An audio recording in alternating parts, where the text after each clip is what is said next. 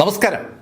ഗൂഷിങ് hectare ചെങ്ങിനോട് വീണ്ടും aristocratic കുടുംബങ്ങളെ ആക്രമിച്ചിട്ട് ആ ആക്രമണം നടത്തിയത് മാർക്ക് ഫെല്ലർ ആണ് എന്ന് തോന്നിപ്പിക്കുന്ന ശൈലിയിലുള്ള തെളിവുകൾ ഉണ്ടാക്കണമെന്ന് പറഞ്ഞുകൊണ്ടിരിക്കുന്ന അതേ സമയത്ത് മാർക്ക് ഫെല്ലർ ഷ്വാൻ ടെങ്ങിൻ്റെ ആ ബന്ധുക്കളുടെ ബോഡിയുമായി ആ പീസ് മൗണ്ടനിൽ മടങ്ങിയെത്തിയിരുന്നു. അവിടെ ആ ബോഡികൾ നിരത്തി വെച്ചപ്പോൾ ഷ്വാൻ അലമുറയിട്ട് കരയാൻ തുടങ്ങി. ഷ്വാൻ മാത്രമല്ല, ആ കാഴ്ച കാണുന്ന അവൻ്റെ സുഹൃത്തുക്കൾ എല്ലാവരും ശരിക്കും കരഞ്ഞു പോവുകയാണ്. ആ കൂട്ടത്തിൽ ഒരു വല്ലാത്ത അടുപ്പം എല്ലാ ആളുകളുമായി ഉണ്ടാക്കിയിട്ടുള്ള വ്യക്തി യഥാർത്ഥത്തിൽ ഷുവാങ് ആണ്. ഷുവാങ് അവൻ്റെ വീട്ടിലെ ഏതൊരാൾക്ക് എന്ത് വിശേഷം ഉണ്ടാകുമ്പോഴും സുഹൃത്തുക്കളെ വിളിച്ച് ഒരു പാർട്ടി നടത്തുന്ന സ്വഭാവമുണ്ട്.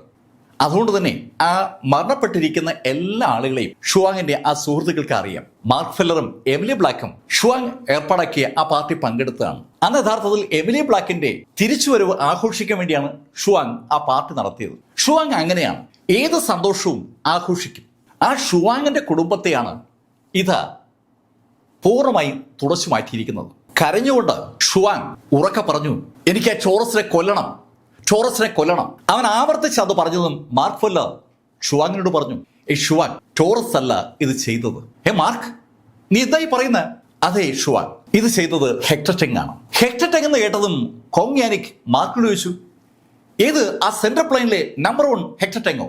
അവരൊക്കെ യങ്സ്റ്റേഴ്സ് നിലയിൽ ന്യൂ സെലസ്റ്റിൽ അജയരായി നിൽക്കുന്ന സമയത്ത് പൈറോയുടെ ആ സെൻട്രൽ മേഖലയിൽ ശരിക്കും നമ്പർ 1 ആയിരുന്നത് ഹെക്ടർ ടെങ് ആണ്. ആ ഹെക്ടർ ടെങ് ന്യൂ സെലസ്റ്റിലെത്തി ഷുവാങ്ങിന്റെ കുടുംബത്തെ ഉന്മൂലനം ചെയ്തു എന്ന് കേട്ടപ്പോൾ അവർക്ക് ശരിക്കും അതിശയം. ഹെക്ടർ ടെങ്ങിന് അവർക്കൊക്കെ ഇപ്പൊ നല്ല പരിചയമാണ്. ജിങ്ദു മാർഷൽ അസോസിയേഷന്റെ അക്കാഡമിയിൽ ഹെക്ടർ ടെങ്ങും അവർക്കൊപ്പം ഉള്ളതാണ്. അതിവേഗം ശവസംസ്കാര ചടങ്ങുകളുടെ നടപടി തുടങ്ങി. ഷ്വാൻ ടെങ്ങിന് കരച്ചിൽ അടക്കാൻ പറ്റുന്നില്ല. അവന്റെ അച്ഛനും അമ്മയും ഏറ്റവും വേണ്ടപ്പെട്ട ആളുകളും ഒക്കെയാണ് കൊല്ലപ്പെട്ടിരിക്കുന്നത്. അവരെയൊക്കെ ആ പീസ് മൗണ്ടനിൽ അടക്കം ചെയ്ത് കഴിഞ്ഞതും ആ ടീം ഒന്നിച്ചുകൂടി. മാർക്ക് ഹെക്ടർ ടെങ്ങും ടോറസും തമ്മിൽ ആളുകളെ കൊല്ലുന്നതിനുള്ള വ്യത്യാസം അവരെ ബോധ്യപ്പെടുത്തി തുടങ്ങി. 2 ദിവസം അതിവേഗം കടന്നുപോയി. സകലരും ഷുവാങ്ങിനൊപ്പം തന്നെയുണ്ട്. ഷുവാങ്ങിനെ ആശ്വസിപ്പിക്കാനാണ് അവരൊക്കെ ശ്രമിക്കുന്നത്. മാർക്ക് ഫെല്ലർ 2 ദിവസം കഴിഞ്ഞപ്പോൾ ആ ടീമംഗങ്ങളോട് പറഞ്ഞു, ഞാൻ ഇനിയിപ്പോൾ ഇവിടെ നിൽക്കുന്നില്ല, എനിക്ക് ചില കാര്യങ്ങൾ പൂർത്തീകരിക്കേണ്ടതുണ്ട്. അങ്ങനെ മാർക്ക് പറഞ്ഞതും കോങ് യാനിക് മാർക്കിനോട് ചോദിച്ചു, മാർക്ക്, നീ ഇപ്പോൾ പുറത്തേക്ക് ഇറങ്ങിയാൽ ജിങ്ദു മാർഷൽ ആർട്സ് അസോസിയേഷന്റെ ആ മാർഷൽ സെയിന്റുകൾ നിന്നെ പിടികൂടില്ലേ? അതുപോലെ ആ മിസ്റ്റിക് വേൾഡുകളുമായി ബന്ധിപ്പിച്ച് ഒത്തിരി മാർഷൽ സെയിന്റുകൾ ഇനിയും ഉണ്ടാവില്ലേ? അവരും ശല്യം ചെയ്യില്ലേ? പീസ് മോഡലിൽ എന്തായാലും അവരാരും ഇനി വരില്ല. ജാങ്ഹി ആ ശൈലിയിൽ ഒരു ഇടപെടലാണ് നടത്തിയിരിക്കുന്നത്. മാർക്ക് ഫെല്ലർ കോങ് യാനിക്കിന്റെ ആ ചോദ്യത്തിന്റെ അർത്ഥം മനസ്സിലാക്കിക്കൊണ്ട് തന്നെ അവനോട് പറഞ്ഞു, കോങ്, ഞാൻ ഇവിടെ നിന്നാൽ എനിക്ക് എൻ്റെ വളർച്ച ഉറപ്പാക്കാൻ പറ്റില്ല. അതുകൊണ്ട് എനിക്കൊന്ന് പോയേ പറ്റൂ. മാർക്കിന്റെ ഗോൾഡൻ കോറ് ഏത് നിമിഷം വേണമെങ്കിലും തകരാം. ഇപ്പൊ തന്നെ വളരെ വലിയൊരു കേടാണ് അവന്റെ ഗോൾഡൻ കോറിൽ ഉണ്ടായിരിക്കുന്നത്. ആ ഗോൾഡൻ കോറിൽ അതിശക്തമായി അവൻ ആക്രമിച്ച ആള് പരിക്കേൽപ്പിച്ചിരിക്കുന്നതുകൊണ്ട് ആ കേട് വലുതായി അത് ചിലപ്പോൾ പൊട്ടിപ്പോകാനുള്ള സാധ്യതയുണ്ട്. അതിനു മുമ്പ് ഹെവൻലി വാനില സംഘടിപ്പിച്ച് മാർക്കിന് ആ കേടുപാടുകൾ തീർത്തേ പറ്റൂ. ആ കാര്യം മാർക്കിന്റെ മനസ്സിലുള്ളത് കൊണ്ടാണ് മാർക്ക് കോങ് യാനിക്കിനും ടീമിനോടും യാത്ര പറഞ്ഞിട്ട് അവിടെ നിന്ന് പുറത്തേക്ക് നീങ്ങിയത്. മാർക്ക് അവിടെ നിന്ന് നേരെ എത്തിയത് ന്യൂ സെലസ്റ്റിലാണ്. ന്യൂ സെലസ്റ്റിലെത്തിയ മാർക്ക് ഫെല്ലർ ഒരു ഹോട്ടലിൽ മുറിയെടുത്തു. ആ ഹോട്ടൽ തിരക്കിൽ നിന്ന് ലേശം മാറി നിൽക്കുന്ന ഒരു ഹോട്ടലാണ്. സാധാരണഗതിയിൽ മാർക്ക് ഫെല്ലറെ തിരക്കുന്ന ആളുകൾ അവിടെ മാർക്ക് ഫെല്ലറെ തിരക്കാനുള്ള സാധ്യത കുറവാണ്. അത്തരത്തിലുള്ള ഒരു സ്ഥലമാണ് മാർക്ക് കണ്ടെത്തിയിരിക്കുന്നത്.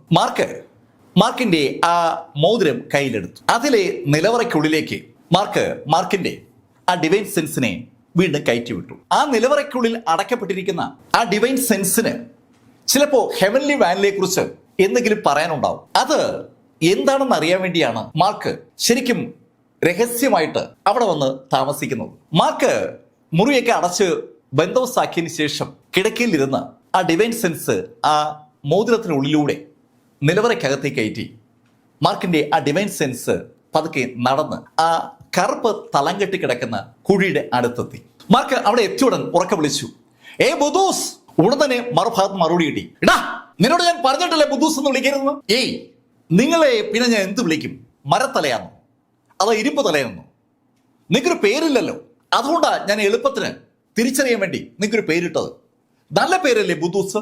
അത് കേട്ടതും മറുഭാഗത്തുനിന്ന് മാർക്ക് ഫെല്ലർക്കെതിരെ ആക്രോശങ്ങൾ ശരിക്കും ശക്തമായി ഉയർന്നു വരികയാണ്. മാർക്ക് ആ ശബ്ദത്തോട് പറഞ്ഞു, ഏയ്, നിന്നെ ഞാൻ രക്ഷിക്കാം, പക്ഷേ ഒരു കാര്യം നീ എനിക്ക് ചെയ്തു തരണം. നീ നിന്റെ ശക്തി കടം തരണം. എന്റെ ശക്തി കടം തരാനോ? ഏയ്, അതൊന്നും പറ്റത്തില്ല. ഞാൻ നിനക്ക് 1000 സ്പിരിച്വൽ സ്റ്റോൺ തരാം. ആ സ്റ്റോൺ ഉപയോഗിച്ച് നീ നിന്റെ ശക്തി വീണ്ടെടുക്കുക. അതിനുശേഷം നീ നിന്റെ ശക്തി എനിക്ക് നൽകിയാൽ എനിക്ക് ഒരു കാര്യം നേടാൻ പറ്റും. മാർക്ക് ഫെല്ലർ അങ്ങനെ പറഞ്ഞെങ്കിലും ആ ശബ്ദത്തിനുടമ ആദ്യം ഒന്നും സമ്മതിച്ചില്ല. ആ ശബ്ദത്തിനുടമ സമ്മതിക്കാതാകുമ്പോൾ മാർക്ക് വീണ്ടും അവന്റെ ബോഡിയിലേക്ക് മടങ്ങിയെത്തും. കുറച്ച് കഴിഞ്ഞിട്ട് പിന്നെയും തിരിച്ചു ചെല്ലും. അങ്ങനെ ക്രമേണ അവർ തമ്മിൽ ഒരു സൗഹൃദം ജനറേറ്റ് ചെയ്ത് തുടങ്ങി.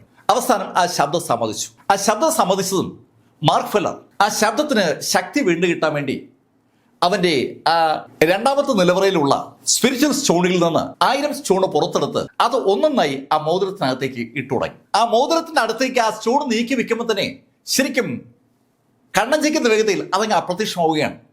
ആ സ്റ്റോണ് ആ നിലവറയ്ക്കുള്ളിലൂടെ കടന്ന് ആ കിണർ പോലുള്ള ഇരുട്ടിനകത്തേക്ക് പോവുകയാണെന്ന് മാർക്കിന് അറിയാം. ഏകദേശം ഒരു 1-2 മണിക്കൂർ കഴിഞ്ഞപ്പോൾ ആ 1000 സ്റ്റോണുകളും തീർന്നു.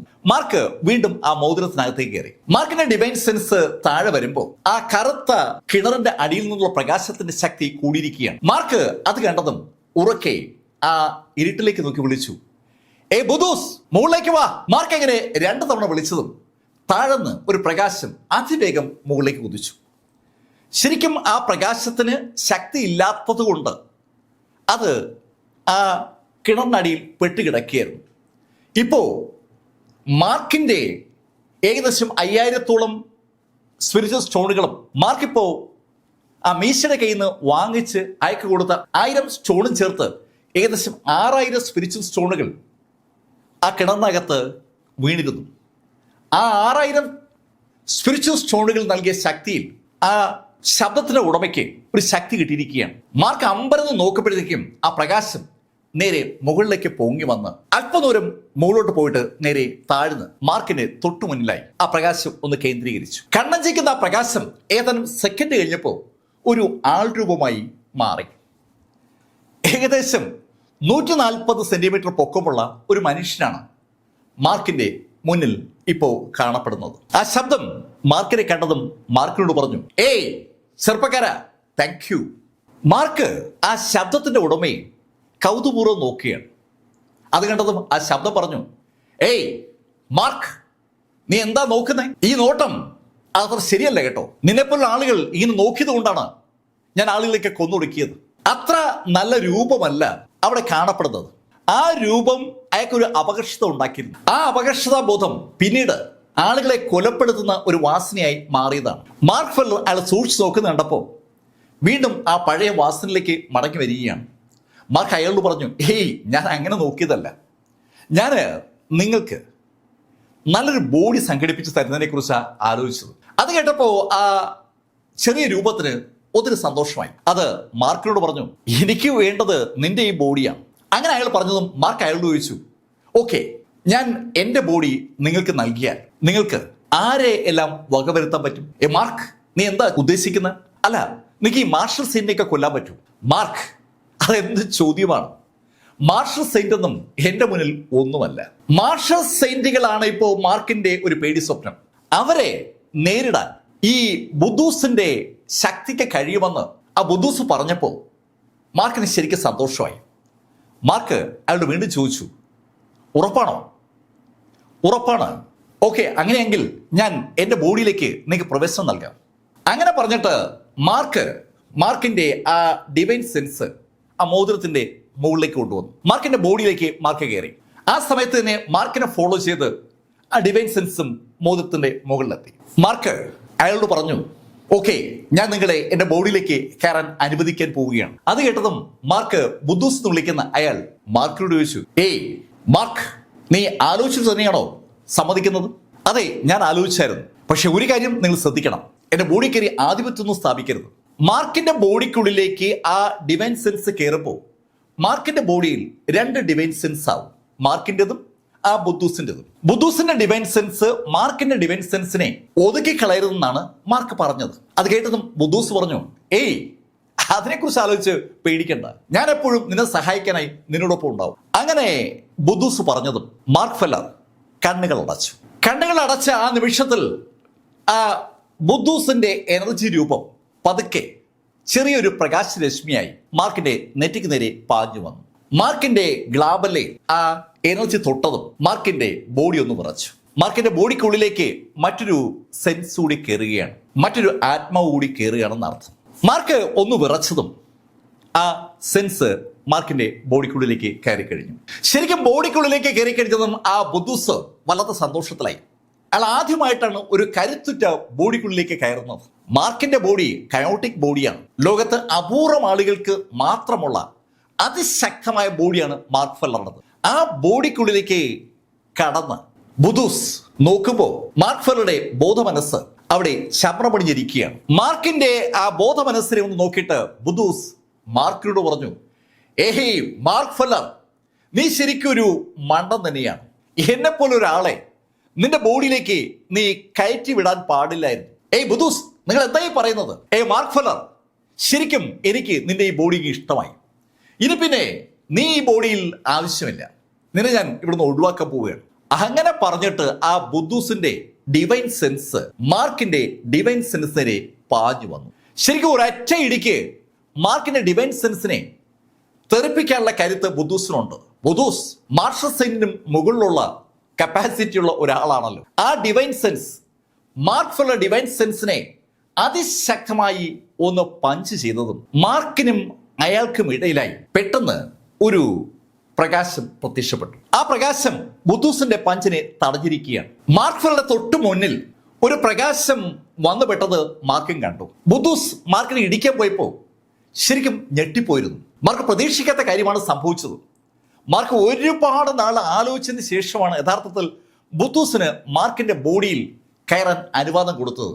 പക്ഷേ ബോഡി കയറിയ നിമിഷം തന്നെ ബുദ്ധൂസ് മാർക്കിന്റെ ബോഡിയിൽ നിന്ന് അടിച്ച് പുറത്തു കളയാൻ ശ്രമിക്കുന്നത്. ഞെട്ടിപ്പോയ മാർക്ക് ബുദ്ധൂസിനെ പ്രതിരോധിക്കാനായി ചാടി എണീക്കുമ്പോഴാണ് അയാളുടെ തൊട്ടു മുന്നിൽ ഒരു പ്രകാശം പ്രത്യക്ഷപ്പെട്ടത്. ആ പ്രകാശം ശരിക്കും പെട്ടെന്ന് ഒരു രൂപമായി മാറി.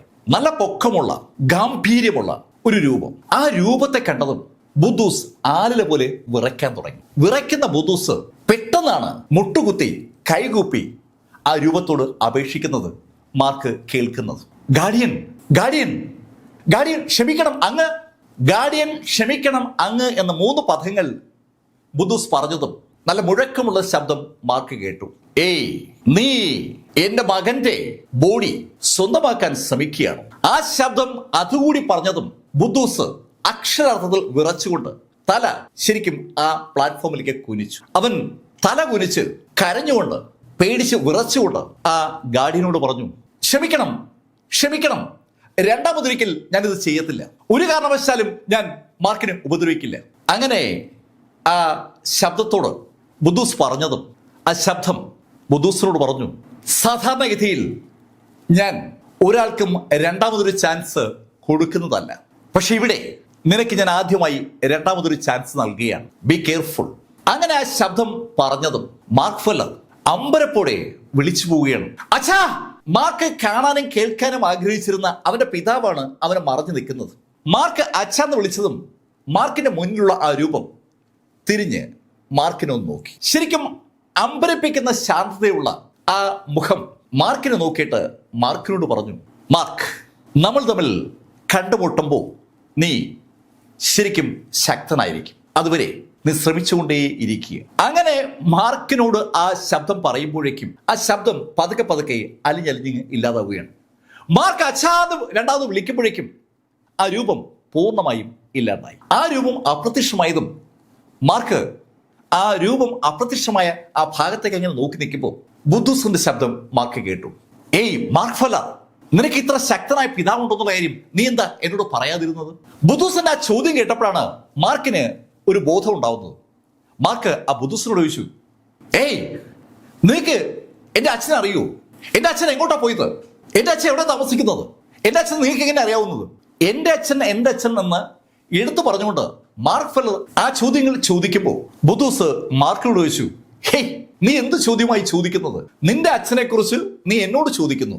ഏയ് ബുദ്ധൂസ്, ഞാൻ എൻ്റെ അച്ഛനെ കണ്ടിട്ടേയില്ല. അതുകൊണ്ടാണ് ഞാൻ ചോദിക്കുന്നത്. അച്ഛനെ കുറിച്ച് കൂടുതൽ കാര്യങ്ങൾ അറിയാൻ എനിക്ക് ശരിക്കും താല്പര്യമുണ്ട്. എന്റെ അച്ഛൻ ആരാണ്? മാർക്ക് ഫെല്ലർ വീണ്ടും അങ്ങനെ ചോദിച്ചപ്പോൾ ബുദൂസ് മാർക്കിനെ ഒന്ന് നോക്കിയിട്ട് മാർക്കിനോട് പറഞ്ഞു, ഏയ് മാർക്ക് ഫെല്ലർ, നിന്റെ പിതാവ് ഗാർഡിയന്മാരിൽ ഒരാളാണ്. ഗാർഡിയനോ? അതെ മാർക്ക്, ഈ ഭൂമിയെ സംരക്ഷിക്കുന്ന ഒരു വ്യക്തിയാണ് നിന്റെ പിതാവ്. അങ്ങനെ പറഞ്ഞിട്ട് ബുദൂസ് ഒരു നിമിഷം നിശബ്ദനായി മാർക്കിനെ നോക്കിയിട്ട് മാർക്കിനോട് പറഞ്ഞു, മാർക്ക്, നിന്റെ പിതാവിന് സാധാരണഗതിയിൽ നിന്നെപ്പോലൊരു പുത്രൻ പിറക്കാൻ പാടില്ലാത്തതാണ്. ഗാർഡിയന്മാർക്ക് ബന്ധങ്ങൾ ഉണ്ടാകാൻ പാടില്ല. ഏയ് ബുദൂസ്, അങ്ങനെ ബന്ധങ്ങൾ ഉണ്ടായാൽ? മാർക്ക്, അങ്ങനെ ബന്ധങ്ങൾ ഉണ്ടാക്കുന്ന ഗാർഡിയൻസിനെ ദൈവം ശിക്ഷിക്കും. അതാണ് നിയമം. അയ്യോ, അപ്പോൾ എന്റെ പിതാവ് ശിക്ഷിക്കപ്പെടൂ? മാർക്ക്, അങ്ങനെ ശിക്ഷിക്കപ്പെടാതിരിക്കാനാണ് അദ്ദേഹം നിന്റെ മുന്നിൽ നിന്ന് മറഞ്ഞു നിൽക്കുന്നത്. മാർക്കിനിപ്പോ ചിത്രം ഏതാണ്ട് വ്യക്തമാവുകയാണ്. എന്തുകൊണ്ടാണ് അവന്റെ പിതാവ് അവന്റെ മുന്നിലേക്ക് വരാത്തത് എന്നതിന്റെ ഉത്തരവും അവന് കിട്ടിയിരിക്കുകയാണ്. അവന്റെ പിതാവ് ഈ ഭൂമിയിലെ ഏറ്റവും ശക്തനാണ്, ഗാർഡിയനാണ്. ആ ഗാർഡിയന് ഒരു തരത്തിലും ഒരു ബന്ധവും ഉണ്ടാകാൻ പാടില്ലാത്തതാണ്. ആ ബന്ധം ഉണ്ടായ സ്ഥിതിക്ക് മറ്റുള്ളവരെ അറിയിക്കാതിരിക്കാനാണ് അവന്റെ പിതാവായ ഗാർഡിയൻ മാറി നിൽക്കുന്നത്. ആ കാര്യം മാർക്കിന് മനസ്സിലായപ്പോൾ മാർക്കിന്റെ ഉള്ളിൽ പല കാര്യങ്ങളും കടന്നു വരികയാണ്. മാർക്കിനെ സംരക്ഷിക്കാനായി മാർക്കിന്റെ ഉള്ളിൽ ഒരു ലൈബ്രറി തന്നെ ശരിക്കും മാർക്കിന്റെ അച്ഛൻ നിക്ഷേപിച്ചിരുന്നു. അതെങ്ങനെയാണ് ആ ലൈബ്രറി മാർക്കിന്റെ ഉള്ളിലേക്ക് വന്നെന്നുള്ള കാര്യം മാർക്കിന് ഇപ്പോഴും അറിയില്ല. അങ്ങനെ ഒരു സാധനം മാർക്കിന് കൈമാറാൻ മാർക്കിന്റെ പിതാവിന് അധികാരമില്ല എന്നതാണ് സത്യം. അത് അദ്ദേഹം ചെയ്തിരിക്കുകയാണ്. കുറ്റം നമ്പർ 1. രണ്ടാമത്, ആ ഇമോർട്ടൽ സ്ലേയിങ് സെക്ഷൻ അകത്ത് വെച്ച് മാർക്ക് കൊല്ലപ്പെടുമെന്നായ സമയത്ത് മാർക്കിനെ അവന്റെ പിതാവ് രക്ഷിച്ചിരുന്നു. മൂന്നാമത്, ഇതാ ഇപ്പോ മാർക്കിന്റെ ബോഡിയിൽ ആ ബുദൂസ് ആധിപത്യം സ്ഥാപിക്കുന്ന ഘട്ടം എത്തിയപ്പോൾ അവന്റെ പിതാവ് വീണ്ടും ഇടപെട്ടു. ഇതെല്ലാം തന്നെ മാർക്കുമായി പിതാവ് ബന്ധം നിലനിർത്തുന്നു എന്നുള്ളതിന്റെ സൂചനകളാണ്. ഇതിനൊക്കെ പുറമെയാണ് മാർക്കിന്റെ ജനനവും അതുമായി ബന്ധപ്പെട്ട കാര്യങ്ങളും. ഗാർഡിയൻ ഒരുപാട് തെറ്റുകൾ ചെയ്തിരിക്കുകയാണ്. അതുകൊണ്ട് ഗാർഡിയനായ അവന്റെ പിതാവ് ശിക്ഷിക്കപ്പെടുമോ എന്നൊരു ഭയം മാർക്കിന് പെട്ടെന്ന് തോന്നി. മാർക്ക് ബുദൂസിനോട് ചോദിച്ചു, ബുദൂസ്, എന്റെ അച്ഛൻ ശരിക്കും ശക്തനാണോ? മാർക്ക്, അതെന്ത് ചോദ്യമായി നീ ചോദിക്കുന്നത്? ഗാർഡിയൻ എല്ലാവരെയും നിയന്ത്രിക്കുന്ന ആളല്ലേ. അദ്ദേഹത്തിന്റെ ശക്തിയെക്കുറിച്ച് കൂടുതൽ എന്തെങ്കിലും ചോദിക്കേണ്ട കാര്യമുണ്ടോ? പെട്ടെന്ന് മാർക്ക് ആ വിഷയം വിട്ടിട്ട് ബുദൂസിനോട് ചോദിച്ചു, അല്ല ബുദൂസ്, നിങ്ങൾക്ക് ഈ ബ്ലാക്ക് കുടുംബത്തിന്റെ മിസ്റ്റിക് വേൾഡിനെ കുറിച്ച് എന്തെങ്കിലും അറിയാവോ? മാർക്ക്, നീ എന്താ അങ്ങനെ ചോദിച്ചത്? അല്ല, ഞാൻ അറിയാൻ വേണ്ടി ചോദിക്കുകയാണ്. മാർക്ക്, ബ്ലാക്ക് കുടുംബത്തിന് മിസ്റ്റിക് വേൾഡ് ഉണ്ട്. അത് ശരിക്കും ഒരു സത്യവുമാണ്. മിസ്റ്റിക് വേൾഡ് ബ്ലാക്ക് കുടുംബത്തിന് ഉണ്ടാകുമെന്ന് നേരത്തെ തന്നെ മാർക്കിനൊരു സൂചന കിട്ടിയിരുന്നതാണ്. പൗരൻ മാസ്റ്ററുമായിട്ടും ജിയാങ്ഹിയുമായിട്ടും സെബാസ്റ്റ്യൻ ബ്ലാക്കോട്ടൊക്കെ സംസാരിക്കുമ്പോൾ മാർക്ക് അങ്ങനെ ചിന്തിച്ചിരുന്നു. അതിനു പുറമെ മാർക്കിന് കൃത്യമായി ഇപ്പോൾ ഒരു കാര്യം അറിയാം, എമിലി ബ്ലാക്കിനെ കൊണ്ടുപോയിരിക്കുന്നത് ആ മിസ്റ്റിക് വേൾഡിലേക്കാണ്. അങ്ങനെ ആ കാര്യം ഓർമ്മ വന്നതും മാർക്ക് ബുദൂസിനോട് ചോദിച്ചു, അല്ല ബുദൂസ്, ഈ ബ്ലാക്ക് കുടുംബത്തിന്റെ മിസ്റ്റിക് വേൾഡ് എവിടെയാണെന്ന് അറിയാവോ? മാർക്ക്, അതൊക്കെ അങ്ങ് വിദൂരതയിലാണ്. എനിക്ക് തോന്നുന്നത് നീ അത് അറിയേണ്ട സമയത്ത് അറിയുമെന്നാണ്. മാർക്ക് പെട്ടെന്ന് ബുദൂസിനോട് ചോദിച്ചു, അല്ല ബുദൂസ്, ഈ ബ്ലാക്ക് കുടുംബത്തിന്റെ മിസ്റ്റിക് വേൾഡ് നമ്മുടെ ഈ ജിങ്ദു മാർഷൽ ആർട്സ് അസോസിയേഷന്റെ മിസ്റ്റിക് വേൾഡിനേക്കാൾ വലിപ്പമുള്ളതാണോ? അത് കേട്ടതും ബുദൂസ് ചിരിച്ചു. ശരിക്കും അയാൾ പൊട്ടി ചിരിക്കുകയാണ്. മാർക്ക്, നീ എന്ത് ചോദ്യമായി ചോദിക്കുന്നത്? ജിങ്ദു മാർഷൽ ആർട്സ് അസോസിയേഷന്റെ മിസ്റ്റിക് വേൾഡ് ഒരു വെറും കുമിളയല്ലേ? അതുപോലെയാണോ ബ്ലാക്ക് കുടുംബത്തിന്റെ മിസ്റ്റിക് വേൾഡ്? അത് മറ്റൊരു ലോകമാണ്. ശരിക്കും ആ ലോകം ഈ ജിങ്ദു മാർഷൽ ആർട്സ് അസോസിയേഷന്റെ മിസ്റ്റിക് വേൾഡുമായി കമ്പയർ ചെയ്യാൻ പറ്റുന്ന ഒന്നേ അല്ല. അത് സൃഷ്ടിച്ചിരിക്കുക ട്രിബുലേഷൻ ലെവലിലുള്ള ആരെങ്കിലും ആകും. ട്രിബുലേഷൻ ലെവലോ? അതേ മാർക്ക്, നീ ഇപ്പോൾ ഹാഫ് ഓഫ് മാർഷൽ സെയിന്റ് ആണ്. അടുത്തതായിട്ട് നീ ബ്രേക്ക് ചെയ്യാൻ ശ്രമിക്കുന്നത് ഒരു മാർഷൽ സെയിന്റ് ആയിട്ടാണല്ലോ. മാർഷൽ സെയിന്റിനെ സാധാരണ നേസന്റ് സോൾ സ്റ്റേജ് എന്നാ വിളിക്കുക. കാരണം മാർക്യൂസ് സമയത്ത് കേന്ദ്രീകരിക്കപ്പെട്ട ഊർജം മുഴുവൻ ഗോൾഡൻ കോറായി മാറിയിട്ടുണ്ടാവും. ആ സുവർണ്ണ നിറത്തുള്ള കോറ് ഒരു പുതിയ ആത്മാവായി രൂപം കൊള്ളുന്നത് മാർഷൽ സെയിന്റ് സ്റ്റേജിലാണ്. ആ നേസന്റ് സ്റ്റേജിലെ പുതിയ സോള് അടുത്ത ഘട്ടത്തിൽ ഉറയ്ക്കും. അതിനെ സോൾ ട്രാൻസ്ഫോർമേഷൻ സ്റ്റേജ് എന്നാ വിളിക്കുക. ആ സ്റ്റേജൊക്കെ കഴിഞ്ഞിട്ട് അവസാനം എത്തുന്ന സ്റ്റേജിനെയാണ് നമ്മൾ ട്രിബുലേഷൻ സ്റ്റേജ് എന്ന് വിളിക്കുക. ആ ട്രിബുലേഷൻ സ്റ്റേജിൽ ഒരാൾക്ക് മാത്രമേ ബ്ലാക്ക് കുടുംബത്തിൻ്റെത് പോലുള്ള ഒരു മിസ്റ്റിക് വേൾഡ് സൃഷ്ടിക്കാൻ പറ്റൂ. അതിൻ്റെ അർത്ഥം ബ്ലാക്ക് കുടുംബത്തിൽ ആ കപ്പാസിറ്റി ഉള്ള ശരിക്കും ശക്തനായ ഒരാള് ഉണ്ടായിരുന്നു അല്ലെങ്കിൽ ഉണ്ടെന്നാണ്. മാർക്കിനെ വിശ്വസിക്കാൻ കഴിയാത്ത ശൈലിയിൽ കപ്പാസിറ്റിയുള്ള ആളുകൾ ബ്ലാക്ക് കുടുംബത്തിൽ ഉണ്ടെന്നുള്ളതിന്റെ ഒരു സൂചനയാണ് ഇപ്പൊ ഇതാ ബുദ്ധൂസ് എന്ന് വിളിക്കപ്പെടുന്ന ആള് നൽകുന്നത്. മാർക്ക് പെട്ടെന്ന് അയാളോട് ചോദിച്ചു, അപ്പോൾ ജിങ്ദുക്കാരുടെ ആ മിസ്റ്റിക് വേൾഡോ? മാർക്ക്, അത് മാർഷസൈനിന് തൊട്ട് മുകളിലുള്ള മൈറ്റി ലെവലിലുള്ള ആരോ സൃഷ്ടിച്ചതാണ്. അവര് ശരിക്കും സ്പിരിച്വലോജിയുള്ള ഒരു ഭാഗം സീൽ ചെയ്ത് ഒരു പ്ലേസ് ഉണ്ടാക്കി.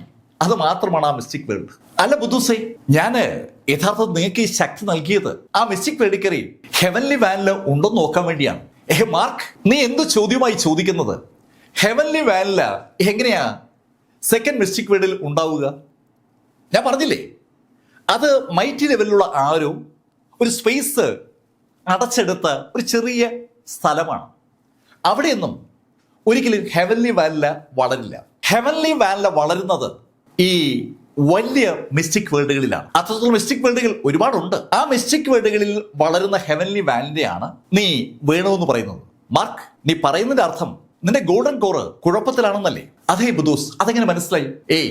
മാർക്ക് ഫെല്ലർ, ഹെവൻലി വാനില ആളുകൾ ഉപയോഗിക്കുന്നത് ഗോൾഡൻ കോറ് തകരാറിൽ ആകുമ്പോഴാണ്. അതെനിക്കറിയാം, അതുകൊണ്ടല്ലേ ഞാൻ പറഞ്ഞത്. മാർക്ക് ഫെല്ലറും ബുദ്ധൂസും മാർക്കിന്റെ ബോഡിക്കുള്ളിൽ പരസ്പരം സംസാരിക്കാവുന്ന ശൈലിയിൽ എത്തിക്കഴിഞ്ഞിരിക്കുകയാണ്. അവര് പല കാര്യങ്ങളും അങ്ങനെ സംസാരിച്ചുകൊണ്ടിരിക്കുന്ന ആ സമയത്ത് ജിങ്ദു മാർഷൽ ആർട്സ് അസോസിയേഷന്റെ ഓഫീസിലേക്ക് സാക്ഷാൽ സ്കൈ ബ്ലഡ് റെയിൻബോ അഥവാ ടോറസ് കടന്നു വന്നിരിക്കുകയാണ്. ഗൂഷിങ്ങിന്റെ മുന്നിലിരിക്കുന്ന ടോറസ് ഗൂഷിങ്ങിനോട് പറഞ്ഞു, ഗൂഷിങ്, എനിക്ക് നിങ്ങളൊരു സഹായം വേണം. ടോറസ്, നിങ്ങൾ പറയുമ്പോഴേക്ക് നിങ്ങളെ സഹായിക്കാൻ ഞാൻ നിങ്ങളുടെ അടിമയൊന്നുമല്ല. അങ്ങനെ ഗൂഷിങ് പറഞ്ഞതും ടോറസ് മേശയ്ക്ക് അപ്പുറത്തേക്ക് കൈയിട്ട് ഗൂഷിങ്ങിന്റെ കഴുത്തി പിടിച്ച് പോക്കിങ് എടുത്തു. ശരിക്കും മേശയ്ക്ക് മുകളിലൂടെ ഗൂഷിങ്ങിനെ ടോറസിങ് വലിച്ചെടുക്കുകയായിരുന്നു. ടോറസ് ഗൂഷിങ്ങിനെ അവിടെ ഇരുന്നു കൊണ്ട് തന്നെ അന്തരീക്ഷത്തിൽ ഇങ്ങനെ ഉയർത്തിപ്പിടിച്ചു. ഗൂഷിങ്, ഞാൻ ഈ കൈ ഒന്ന് മുറുക്കിയാൽ നീ അവസാനിക്കും. ശരിക്കും ശ്വാസം എടുക്കാൻ ബുദ്ധിമുട്ടായ ഗൂഷിങ് ഒരു പരുവത്തിൽ ടോറസിനോട് പറഞ്ഞു, ടോറസ് പ്ലീസ് പ്ലീസ്. അങ്ങനെ ടോറസിനോട് ഗൂഷിങ് പറഞ്ഞതും ഗൂഷിങ്ങിനെ ടോറസ് അങ്ങ് വിട്ടു. ഒരു ശബ്ദത്തോടെ ഗൂഷിങ് താഴെ വീണു. അയാൾ ഒരു പരുവത്തിൽ എണീറ്റപ്പോൾ ഗൂഷിങ്ങിനോട് ടോറസ് വീണ്ടും ചോദിച്ചു, ഞാൻ പറയുന്നത് നീ അനുസരിക്കുമോ ഇല്ലയോ? ടോറസ്, പ്ലീസ്, ഞാൻ അനുസരിക്കാം, എന്നെ ഒന്നും ചെയ്യരുത്. ശരിക്കും അതിശക്തനായി ടോറസ് കഴിഞ്ഞ ദിവസങ്ങളിൽ മാറിയിരിക്കുന്നുവെന്ന് പെട്ടെന്ന് ഗൂഷിങ്ങിന് മനസ്സിലായി. ആ പ്രിസണകത്ത് വെച്ച് ടോറസും ഗൂഷിങ്ങും ചേർന്ന് മാർക്ക് ഫെല്ലറെ രക്ഷപ്പെടുത്താൻ വന്ന ആ അരിസ്റ്റോക്രാറ്റ് കുട്ടികളോട് ഏറ്റുമുട്ടുമ്പോൾ ടോറസിന് ഇത്രയും ശക്തി ഉണ്ടായിരുന്നില്ല എന്നുള്ള യാഥാർത്ഥ്യം ഗൂഷിങ് പെട്ടെന്ന് മനസ്സിലാക്കുകയാണ്. ടോറസിൽ ഒരു മാറ്റം വന്നിട്ടുണ്ട്. അത് മനസ്സിലാക്കിയ ഗൂഷിങ് ടോറസിനോട് പറഞ്ഞു, അല്ല ടോറസ്, ഞാൻ എന്താ ചെയ്യേണ്ടത്? ഗൂഷിങ്, ഇന്ന് വ്യാഴാഴ്ചയാണ്. 3 ദിവസം കഴിഞ്ഞിട്ട് ശനിയാഴ്ച നീ ഒരു മീറ്റിംഗ് വിളിക്കണം. മീറ്റിംഗോ? അതെ, നിങ്ങളുടെ ഈ ജിങ്ദു മാർഷൽ ആർട്സ് അസോസിയേഷൻ ആ സ്റ്റേഡിയമില്ലേ, അവിടെയാണ് മീറ്റിംഗ് വിളിക്കേണ്ടത്. ടോറസ്, എന്താ ഉദ്ദേശിക്കുന്നത്? ഞാൻ ഉദ്ദേശിക്കുന്ന കാര്യങ്ങളൊക്കെ ആ മീറ്റിംഗ് വെച്ച് ഞാൻ പറയാം. നീ ചെയ്യേണ്ടത് ഇത്രയേ ഉള്ളൂ. ഈ പൈറോയിലെ സകല മാർഷൽ ആർട്ടിസ്റ്റുകളെയും അവിടേക്ക് വിളിക്കണം. എനിക്ക് അവരോട് എല്ലാവരോടുമായി ഒരു കാര്യം പറയാനുണ്ട്. നീ അത് ചെയ്താൽ നിനക്ക് കൊള്ളാം, അല്ലെങ്കിൽ ഞാനത് ചെയ്യുകയും ചെയ്യും, നിന്നെ കൊല്ലുകയും ചെയ്യും. ഗൂഷിങ്ങിനോട് അർത്ഥശങ്കയ്ക്ക് ഇടയില്ലാത്ത വിധം ടോറസ് അക്കാര്യം വ്യക്തമാക്കിയതും ഗൂഷിങ് അയാൾ പറഞ്ഞതുപോലെ ചെയ്യാമെന്ന് ഏറ്റു. അന്ന് തന്നെ മാർഷൽ ആർട്സ് ഫോറത്തിൽ ആ അറിയിപ്പ് വന്നു. ശനിയാഴ്ച ജിങ്ദു മാർഷൽ ആർട്സ് അസോസിയേഷന്റെ അക്കാഡമിക്ക് സമീപത്തുള്ള ആ സ്റ്റേഡിയത്തിൽ വെച്ച് ഒരു സമ്മേളനം നടക്കുന്നു. പൈറോയിലെ എല്ലാ മാർഷൽ ആർട്ടിസ്റ്റുകളെയും അവിടേക്ക് ജിങ്ദു മാർഷൽ ആർട്സ് അസോസിയേഷൻ ഇൻവൈറ്റ് ചെയ്യുന്നു. മാർഷൽ ആർട്സ് മേഖലയുമായി ബന്ധപ്പെട്ട ഒരു വലിയ സമ്മേളനമാണ് ഗൂഷിങ് വിളിച്ചിരിക്കുന്നത്. ഗൂഷിങ്ങിന്റെ ഈ പ്രസ്താവന സ്വാഭാവികമായിട്ടും പല ആളുകളും കണ്ടു. മാർക്ക് ഫെല്ലറും അത് കണ്ടു. മാർക്ക് ആ പോസ്റ്റ് ശരിക്കും കൗതുകത്തോടെ വായിച്ചത്. ഈ ഗൂഷിങ് എന്തിനാ പെട്ടെന്ന് ഈ ശൈലിയിൽ ഒരു മീറ്റിംഗ് വിളിക്കുന്നത്? മാർക്ക് ഷിയാഹാങ്ങിനെ വിളിച്ചു. മാർക്ക് ഫെല്ലറുടെ നമ്പർ തെളിഞ്ഞതും ഷിയാഹാങ് ഫോൺ എടുത്തു. മാർക്ക്, ഒരുപാട് നാളായല്ലോ വിളിച്ചിട്ട്, എന്തുകൊണ്ട് വിശേഷം? ഷിയ, നല്ല വിശേഷങ്ങളാ. മാർക്ക് ചോദിച്ചു, എനിക്ക് ഒരു ചുമതലയും ആ ഗൂഷിങ് നൽകുന്നില്ല. അങ്ങനെ ഷിയാഹാങ് പറഞ്ഞതും മാർക്ക് ഫെല്ലർ ഷിയാഹാങ്ങിനോട് ചോദിച്ചു, ഷിയ, ശനിയാഴ്ച ഒരു മീറ്റിംഗ് ഗൂഷിങ് വിളിച്ചിരിക്കുകയാണല്ലോ, എന്താ സംഭവം? മാർക്ക്, ശരിക്കും എനിക്കും എന്താണ് സംഭവം എന്ന് അറിയില്ല. എനിക്ക് മാത്രമല്ല, ലോർഡ് സീസർക്കും എന്താണ് സംഭവം എന്ന് അറിയില്ല. ലോർഡ് സീസർക്ക് മാത്രമല്ല, ജിങ്ദു മാർഷൽ ആർട്സ് അസോസിയേഷനിലെ ഒരാൾക്കും എന്തിനാ മീറ്റിംഗ് വിളിച്ചിരിക്കുന്നതെന്ന് അറിയില്ല. അറിയാവുന്നത് ആകെ ഗൂഷിങ്ങിന് മാത്രമാണ്. ഷേഹാങ്ങിന് കൂടുതൽ വിവരങ്ങളൊന്നും അറിയില്ല. കൂടുതൽ വിവരങ്ങൾ എന്തെങ്കിലും അറിഞ്ഞാൽ ഉടൻ മാർക്കിനെ അറിയിക്കാമെന്ന് ഷേഹാങ് മാർക്കിന് വാക്ക് കൊടുക്കുകയും ചെയ്തു. സ്വാഭാവികമായും മാർക്കിന് തോന്നിയ അതേ സംശയം പല മേഖലയിലുള്ള ആളുകൾക്ക് തോന്നുന്നുണ്ട്.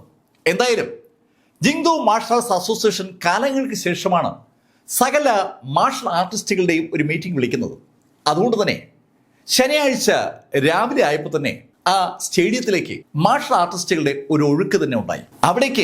അവിടേക്ക് മാർക്ക് ഫെല്ലർ കൃത്യം 9 മണിക്ക് തന്നെ എത്തി. മാർക്ക് ആ സ്റ്റേഡിയത്തിനകത്തേക്ക് കടന്നതും മാർക്കിന്റെ അടുത്തേക്ക് ആദ്യം ഓടിയെത്തിയ വ്യക്തികളിൽ ഒരാൾ സാക്ഷാൽ കോങ് യാനിക്കാണ്. കോങ് യാനിക്കും യാവോ മെങ്ങും ഷുവാൻ ടെങ്ങും എല്ലാവരും എത്തിയിട്ടുണ്ട്. പീസ് മൗണ്ടനിൽ ഉണ്ടായിരുന്ന സകല മാർക്കിന്റെ കൂട്ടുകാരും അവിടെ എത്തിയിരിക്കുകയാണ്. ജിയാങ് ഹിയും അവിടുത്തെ പീസ് മൗണ്ടന്റെ ചുമതലക്കാരനായ ഷൂ ഷിവാങ് എന്ന മാർഷൽ സെയിന്റും വന്നിട്ടില്ല. ബാക്കി എല്ലാവരും ഉണ്ട്. മാർക്കിനെ അവരെ കണ്ടപ്പോൾ ശരിക്കും സന്തോഷം. മാർക്ക് അവരോട് ചോദിച്ചു, അല്ല നിങ്ങൾക്ക് അറിയാവോ എന്തിനാ ഈ മീറ്റിംഗ് വിളിച്ചതെന്ന്? മാർക്ക്, ഒരു വിവരവുമില്ല. ആ ഫോറത്തിനകത്ത് പോസ്റ്റും കമന്റുകളൊക്കെ കണ്ടിട്ട് ഞങ്ങൾ കൂടെ വന്നതാണ്. പീസ് മൗണ്ടനിൽ എത്ര എന്ന് വെച്ചാൽ അങ്ങനെ ഒളിച്ചു കഴിയുക. സകലരുമുള്ള ആ സ്ഥലത്തേക്ക് അതുകൊണ്ടാണ് അവർ വന്നെന്ന് പറയുമ്പോൾ കോങ് യാനിക്ക് പെട്ടെന്ന് മാർക്കിനോട് പറഞ്ഞു, മാർക്ക് ദാ എന്റെ പിതാവ് വരികയാണ്. മാർക്ക് നോക്കുമ്പോൾ മാർക്കിന് നേരെ നടന്നു വരുന്ന ഒരു ആചാര ബാഹുവിനെയാണ് മാർക്ക് കാണുന്നത്. കോങ് യാനിക്കിന്റെ മുഖമുള്ള സുമുഖനായ ആചാര ബാഹുവായ ദൃഢഗാത്രനായ ആ മനുഷ്യൻ മാർക്കിന്റെ അടുത്തേക്ക് നടന്നു വന്നതും മാർക്ക് അദ്ദേഹത്തെ കണ്ടു തൊഴുതു. സാർ, അങ്ങേ കണ്ടതിൽ ഒരുപാട് സന്തോഷം സാർ. മാർക്ക് ഫെല്ലർ, നിന്നെക്കുറിച്ച് ഒരുപാട് കാര്യങ്ങളാ ഇപ്പൊ കേൾക്കുന്നത്. ശരിക്കും നിന്റെ ഈ വളർച്ചയിൽ എനിക്ക് ഒരുപാട് സന്തോഷമുണ്ട്. ഗ്രിഗറി കോങ് അത് പറഞ്ഞപ്പോൾ അയാൾ അത് ഉദ്ദേശിക്കുന്നുണ്ടെന്ന് അയാളുടെ കണ്ണുകളിലെ ആ പ്രകാശം വിളിച്ചു പറയുകയാണ്. ശരിക്കും അയാളുടെ കണ്ണുകൾ ശരിക്കും നന്നായി ചിരിക്കുന്നുണ്ട്. സർ, അങ്ങ് ഇങ്ങനെ പുകഴ്ത്തുമ്പോൾ ശരിക്കും എനിക്ക് അത്ഭുതം തോന്നുകയാണ്. മാർക്ക് ഫെല്ലർ, ഇതൊരു പുകഴ്ത്തലൊന്നുമല്ല. യങ്സ്റ്റേഴ്സിന്റെ ഇടയിൽ നീ ശരിക്കും ശക്തനായി മാറുന്നത് വല്ലാത്തൊരു കൗതുകത്തോടെയും സന്തോഷത്തോടെയുമാണ് ഞങ്ങൾ മുതിർന്ന ആളുകളേക്ക് നോക്കിക്കാണുന്നത്. കോങ് യാനിക്കിന്റെ പിതാവ് ഗ്രിഗറി കോങ് ജിയാങ് ഹേയ്ക്കും ലാരി ഹോംസിനും തൊട്ടുപുറകിൽ 2ാം സ്ഥാനത്ത് കഴിഞ്ഞ 20 കൊല്ലമായി തുടരുന്ന ആളാണ്. അതുകൊണ്ട് തന്നെ പൈറോയിലെ എല്ലാ മാർഷൽ ആർട്ടിസ്റ്റുകൾക്കും ഗ്രിഗറി കോങ്ങിനെ അറിയാം. അയാൾ ആവശ്യമില്ലാത്ത ഒരു കാര്യങ്ങൾക്കും ഇടപെടുന്ന ആളല്ല. ഗ്രിഗറി കോങ് ശരിക്കും സന്തോഷത്തോടെ മാർക്കിനോട് സംസാരിക്കുന്നുണ്ടെന്നും കോങ് യാനിക്കിന്റെ മുഖത്തും ശരിക്കും സന്തോഷമാണ്. കോങ് യാനിക്കിന്റെ മുഖത്തെ സന്തോഷം ശരിക്കും അവന്റെ ഉള്ളിൽ നിന്ന് പുറത്തു വരുന്നതാണ്. ഉള്ളിലൊന്ന് വെച്ചിട്ട് പുറത്തൊന്ന് കാണിക്കുന്ന സ്വഭാവം കോങ് യാനിക്കിനും അവന്റെ പിതാവിനും ഇല്ലാന്ന് അവരോട് സംസാരിക്കുമ്പോൾ മാർക്ക് മനസ്സിലായി. അവരോട് മാർക്ക് അതിനെ സംസാരിച്ചുകൊണ്ടിരിക്കുമ്പോഴാണ് സാക്ഷാൽ ഹാൻ വിക്ടർ അങ്ങോട്ട് വന്നത്. ഹാൻ വിക്ടറെ കണ്ടപ്പോ മാർക്കിന്റെ മുഖം ഒന്ന് കറുത്തു. ഹാൻ വിക്ടറും ആഘോഷാനും കൂടി മാർക്കിനെ ആ ലൈബ്രറി വെച്ച് എതിരിട്ടത് മാർക്ക് മറന്നിട്ടില്ല. വിക്ടർ മാർക്കിന്റെ മുഖം മങ്ങിയത് കൃത്യമായി നോട്ട് ചെയ്തു. വിക്ടർ മാർക്കിനോട് പറഞ്ഞു, മാർക്ക്, അതൊക്കെ വിട്ടേക്ക്, അതെല്ലാം കഴിഞ്ഞ കാര്യങ്ങളാണ്. ഇപ്പൊ എനിക്ക് മാർക്കിനോട് ഒരു വിരോധവുമില്ല. അയാൾ അങ്ങനെ പറയുമ്പോൾ അയാൾ പറയുന്ന കാര്യം അങ്ങനെ തന്നെയാണ് അയാൾ ഉദ്ദേശിക്കുന്നതെന്ന് അയാളുടെ മുഖം വായിച്ച് മാർക്കിന് മനസ്സിലായി. പെട്ടെന്ന് ആ ടെൻഷൻ അങ്ങ് മാറി. മാർക്ക് ചിരിച്ചുകൊണ്ട് വിക്ടറോട് ചോദിച്ചു, അല്ല അങ്ങ് എത്തിയല്ലോ, എന്താണ് ഇവിടെ നടക്കാൻ പോകുന്നതെന്ന് അറിയാവോ? മാർക്ക്, ഒരു വിവരവുമില്ല. കുറെ വർഷങ്ങൾക്ക് ശേഷമാണ് ഈ ജിങ്ദു മാർഷൽ ആർട്സ് അസോസിയേഷൻ ഇങ്ങനെ എല്ലാ മാർഷൽ ആർട്ടിസ്റ്റുകളെയും വിളിക്കുന്നത്. അതുകൊണ്ടാണ് ഞാനും വന്നത്. മാർക്ക്, മനസ്സിലൊന്നും വെച്ചേക്കരുത്, ഞാൻ പഴയ കാര്യങ്ങളൊക്കെ മറന്നു കഴിഞ്ഞു. ഹാൻ വിൽമൗണ്ടിന്റെ അങ്കിൾ എന്ന നിലയിൽ സ്വാഭാവികമായും മാർക്കിനോട് ഒരു എതിർപ്പ് ഹാൻ വിക്ടർക്ക് ഉണ്ടായിരുന്നു. അതെല്ലാം അയാൾ മറന്നിരിക്കുന്നുവെന്നും ഇനി മാർക്കുമായി ഒരു തരത്തിലുള്ള കലഹത്തിനും അയാൾ ഇല്ലെന്ന് കൂടി അയാൾ വ്യക്തമാക്കുകയാണ്. ഹാൻ വിക്ടറും ഗ്രിഗറി കോങ്ങും ഒക്കെ അവരുടെ സീറ്റുകളിലേക്ക് മടങ്ങുമ്പോൾ മാർക്കിന് ശരിക്കും ശക്തമായ ഒരു കില്ലിംഗ് ഇൻസ്റ്റിങ്ക്ട് ഫീൽ ചെയ്തു. ആരോ മാർക്കിനെ കൊല്ലാനുള്ള ദേഷ്യത്തോടെ നോക്കുന്നതായി മാർക്കിന് ഫീൽ ചെയ്തതും മാർക്ക് തലതിരിച്ച് ആ ഭാഗത്തേക്ക് നോക്കി. സാക്ഷാൽ ഹാൻ വിൽമൗണ്ട് ആണ് അവിടെ ഇരിക്കുന്നത്. ഹാൻ വിൽമൗണ്ട് മാർക്ക് നോക്കുന്നുണ്ടതും ശരിക്കൊന്ന് വിറച്ചു. അവന് സങ്കല്പിക്കാനാവാത്ത ലെവലിലേക്ക് മാർക്ക് ഫെല്ലർ വളർന്നിരിക്കുകയാണ്. പെട്ടെന്നാണ് ഹാൻ വിൽമൗണ്ട് അവന്റെ ഓറ റെസ്ട്രിക്ട് ചെയ്തു. മാർക്ക് ഒന്ന് കൈഞ്ഞൊടിച്ചാൽ തീരാവുന്നതേ ഉള്ളൂ ഇപ്പൊ ഹാൻ വിൽമൗണ്ട് പെട്ടെന്ന് അവന്റെ ഓറ പിൻവലിച്ചതും മാർക്ക് ഫെല്ലറുടെ മുഖത്ത് ഒരു പുഞ്ചിരി വിരിഞ്ഞു. ശരിക്കും എമിലി ബ്ലാക്കിന് വേണ്ടിയുള്ള ആ ഫൈറ്റിൽ ഹാൻ വിൽമൗണ്ടും മാർക്ക് ഫെല്ലറും ഏറ്റുമുട്ടിയ ആ രംഗമൊക്കെ മാർക്കിന്റെ മനസ്സിലേക്ക് കടന്നു വരികയാണ്. ആ സംഭവങ്ങളെ കുറിച്ച് മാർക്ക് ആലോചിച്ചപ്പോഴാണ് പെട്ടെന്ന് അവന്റെ കൂട്ടത്തിലുള്ള ആളുകൾ ഉറക്കെ പറയുന്നത് മാർക്ക് കേട്ടത്. ജിനേവോയും വരികയാണല്ലോ. മാർക്ക് നോക്കുമ്പോൾ ജിനേവോ ബ്ലാക്ക് മാർക്കിന് നേരെ നടന്നു വരികയാണ്. ജിനോവെ കാണുമ്പോൾ പലരും കൈ കാണിക്കുന്നുണ്ട്. ഈ ന്യൂ സെലസ്റ്ററിലെ ഏറ്റവും ശക്തമായ കുടുംബമാണല്ലോ ബ്ലാക്ക് കുടുംബം. ആ ബ്ലാക്ക് കുടുംബത്തിന്റെ ഒണാൻറ്റോളി ജിനാവോ ബ്ലാക്ക് ആണ്. ജിനാവോ ബ്ലാക്ക് ഒരു മാർഷൽ സെയിന്റിനെ പരാജയപ്പെടുത്തിയ കാര്യം എല്ലാവർക്കും അറിയാം. മാർഷൽ സെയിന്റുകളെ പരാജയപ്പെടുത്തുന്ന ഒരു മാർക്വിസ് അത് അപൂർവങ്ങളിൽ അപൂർവമാണ്. അതിനു മുമ്പ് അങ്ങനെ ഒരു കാര്യം നടന്നത് മാർക്ക് ഫില്ലറുമായി ബന്ധപ്പെട്ട് മാത്രമാണ്. ഈ പൈറോയിൽ ആകെ രണ്ട് ആളുകളെ അങ്ങനെ ചെയ്തിട്ടുള്ളൂ. ഒന്ന് മാർക്ക് ഫില്ലർ, മറ്റൊന്ന് ജിനാവോ ബ്ലാക്ക്. ആ ജിനാവോ ബ്ലാക്ക് ആണ് ഇതാ മാർക്ക് ഫില്ലറുടെ അടുത്തേക്ക് നടന്നു വരുന്നത്. ചിരിച്ചുകൊണ്ട് ജിനാവോ മാർക്കിന്റെ അടുത്തെത്തി മാർക്കിനോട് പറഞ്ഞു, ഏയ് മാർക്ക്, കണ്ടതിൽ ഒരുപാട് സന്തോഷം. മാർക്കിന് ജിനാവോ അങ്ങോട്ട് വന്നത് അത്ര സുഖിച്ചില്ല. മാർക്ക് അതുകൊണ്ട് തന്നെ ജിനാവോയുടെ ആ കമന്റിന് മറുപടി ഒന്നും പറഞ്ഞില്ല. പെട്ടെന്ന് കോങ്യാനിക്ക് ജിനാവോട് ചോദിച്ചു, അല്ല ജിനാവോ, എനിക്കൊരു സംശയം, നിന്റെ അച്ഛൻ ഇപ്പോഴും പഴയ ആ ഷാൻഹായ് തന്നെയാണോ? കോങ്യാനിക്കിന്റെ ആ ചോദ്യം ശരിക്കും ആ ചെറുപ്പക്കാരെ മൊത്തം അമ്പരപ്പിച്ച ചോദ്യമാണ്. സകലരും ആ ചോദ്യം കേട്ട് അമ്പരപ്പോടെ കോങ്യാനിക്കിനെയും ജിനാവോയും മാറി മാറി നോക്കുകയാണ്. ജിനാവോയും ആ അമ്പരന്ന് വാവിളിച്ച് നിൽക്കുകയാണ്. ഏയ് കോങ്, നീ എന്താ അങ്ങനെ ചോദിച്ചേ? ഏയ് ജിനാവോ, സാധാരണ ഞങ്ങൾക്കൊക്കെ ഒരു ജീനുള്ള രക്തമേ ഉണ്ടാവൂ. നിന്റെ രക്തത്തിന് പുറമെ മാർക്കിന്റെ രക്തവും എവരുടെ രക്തമൊക്കെ ഉണ്ടല്ലോ. അതുകൊണ്ട് എനിക്കൊരു സംശയം, നിനക്ക് ഒരു അച്ഛനേ ഉള്ളൂ എന്ന്. കോങ്യാനിക്ക് കുറെ കൂടി വ്യക്തമായി കാര്യം പറഞ്ഞതും ആ കൂട്ടത്തിലുള്ള ചെറുപ്പക്കാരൊക്കെ അറിയാതെ ചിരിച്ചു പോവുകയാണ്. നീ എന്താ അനാവശ്യമായി പറയുന്നത്? നീ എന്താ അനാവശ്യമായി പറയുന്നത്? ജിനാവോ ശരിക്കും വിളറി ആ ചോദ്യം ചോദിക്കുമ്പോൾ മാർക്ക് ഫില്ലറും അറിയാതെ ചിരിച്ചു പോവുകയാണ്. ഇത്ര ബോൾഡായിട്ട് കോങ്യാനിക് ആ ചോദ്യം ചോദിക്കുമെന്ന് സ്വപ്നത്തിൽ പോലും മാർക്ക് ഫില്ലർ കരുതിയിരുന്നതല്ല. യാമമെങ്ങും അറിയാതെ പൊട്ടിച്ചിരിച്ചു പോവുകയാണ്. ഒരു അച്ഛനല്ല ജിനാവോയ്ക്ക് ഉള്ളതെന്ന് പറയാതെ പറയുകയാണ് ശരിക്കും കോങ്യാനിക്. ജിനാവോയുടെ ബോഡിയിൽ ഇപ്പൊ 3 രക്തമാണ്. അതിന്റെ അർത്ഥം അവന് 3 അച്ഛനുണ്ടെന്നാണെന്ന് കോങ്യാനിക് തറപ്പിച്ച് പറയുമ്പോൾ ജിനാവോ തറയിൽ ആഞ്ഞൊന്ന് ചവിട്ടിയിട്ട് കോങ്യാനിക്കിനോട് പറഞ്ഞു, കോങ്, നീ അതിരുകൾ കടക്കുകയാണ്. അങ്ങനെ ജിനാവോ പറഞ്ഞതും മാർക്ക് ജിനാവോട് പറഞ്ഞു, ജിനാവോ, അവൻ പറഞ്ഞതിൽ ശരിക്കും സത്യമില്ലേ? അങ്ങനെ മാർക്ക് ചോദിച്ചതും ജിനാവോ ഒരു നിമിഷം കണ്ണെന്ന് അടച്ചു. അതിനുശേഷം അവൻ മാർക്കിന് നേരെ തിരിഞ്ഞിട്ട് ചിരിച്ചുകൊണ്ട് മാർക്കിനോട് പറഞ്ഞു, മാർക്ക് ഫില്ലർ, സത്യം പറയാമല്ലോ, ഞാൻ നിന്റെ അടുത്തേക്ക് വന്നത് നിന്നോടൊരു താങ്ക്സ് പറയാനാണ്. അതുവരെ നടന്ന ആ സംഭാഷണത്തിന്റെ ഗതി മാറ്റിമറിച്ചുകൊണ്ട് ജിനാവോ ആ അന്തരീക്ഷം ഒന്ന് ലഘൂകരിച്ചുകൊണ്ടാണ് ആ ഡയലോഗ് പറഞ്ഞത്. താങ്ക്സ് പറയാനോ? എന്തിന്? മാർക്ക് ഫില്ലർ, എന്റെ ബോഡിയിൽ എമിലി ബ്ലാക്കിന്റെ രക്തമുണ്ട്. എന്റെ ബോഡി ഏതാണ്ട് എമിലിയുടെ രക്തവുമായി 80% കോമ്പാറ്റിബിലിറ്റി ഉണ്ട്. അപ്പോഴാണ് ഞാൻ നിന്റെ രക്തം കൂടി ഉപയോഗിച്ചത്. മാർക്ക്, സത്യം പറയാമല്ലോ, നീ ഒരു സംഭവമാണ്. നിന്റെ രക്തം ഞാൻ എന്റെ ബോഡിയിലേക്ക് കയറ്റിയപ്പോൾ ശരിക്കും എന്റെ ശക്തി ഒരുപാട് വർദ്ധിച്ചു. അതുകൊണ്ടാണ് ഞാൻ നിന്നോട് താങ്ക്സ് പറയണമെന്ന് വിചാരിച്ചത്. നിന്റെ ഈ രക്തം നീ സൂക്ഷിക്കണം. എനിക്ക് ആവശ്യമുള്ളപ്പോഴൊക്കെ നീ രക്തം തരണേ. വളരെ ചൊടിപ്പിക്കുന്ന ശൈലിയിൽ ജിനാവോ അത് പറഞ്ഞപ്പോ മാർക്ക് ഫില്ലർക്ക് ശരിക്കും ദേഷ്യം ഇങ്ങനെ ഇരച്ചു കയറുകയാണ്. മാർക്കും ജിനാവോയും തമ്മിൽ ഒരു ഫൈറ്റ് എന്തായാലും അനിവാര്യമാണ്. അത് ജിങ്ദുവിലെ ആ ചെറുപ്പക്കാർക്ക് മുഴുവൻ അറിയാം. അവരെല്ലാവരും അത് എന്ന് സംഭവിക്കും എന്നതിനെ കുറിച്ച് മാത്രമാണ് ആലോചിക്കുന്നത്. അതിപ്പോ സംഭവിക്കാൻ സാധ്യതയുണ്ടെന്ന് പെട്ടെന്ന് ഒരു തോന്നലുണ്ടായത്. മാർക്ക് ജിനാവോട് പറഞ്ഞു, ജിനാവോ, നീ എന്റെ കൈകൊണ്ടേ മരിക്കൂ. അത് കേട്ടപ്പോ ജിനാവോ ഒന്ന് ചിരിച്ചു. മാർക്ക്, നമ്മൾ തമ്മിലുള്ള ഒരു ഫൈറ്റ് അത് അനിവാര്യമാണ്, പക്ഷേ ഇന്ന് ഇവിടെ വെച്ച് അത് വേണ്ട. അങ്ങനെ ജിനാവോ പറയുമ്പോഴേക്കും ആ ജിങ്ദു മാർഷൽ ആർട്സ് അസോസിയേഷന്റെ ആ സ്റ്റേഡിയത്തിനകത്തേക്ക് സാക്ഷാൽ ഗൂഷിങ് കടന്നു വന്നു.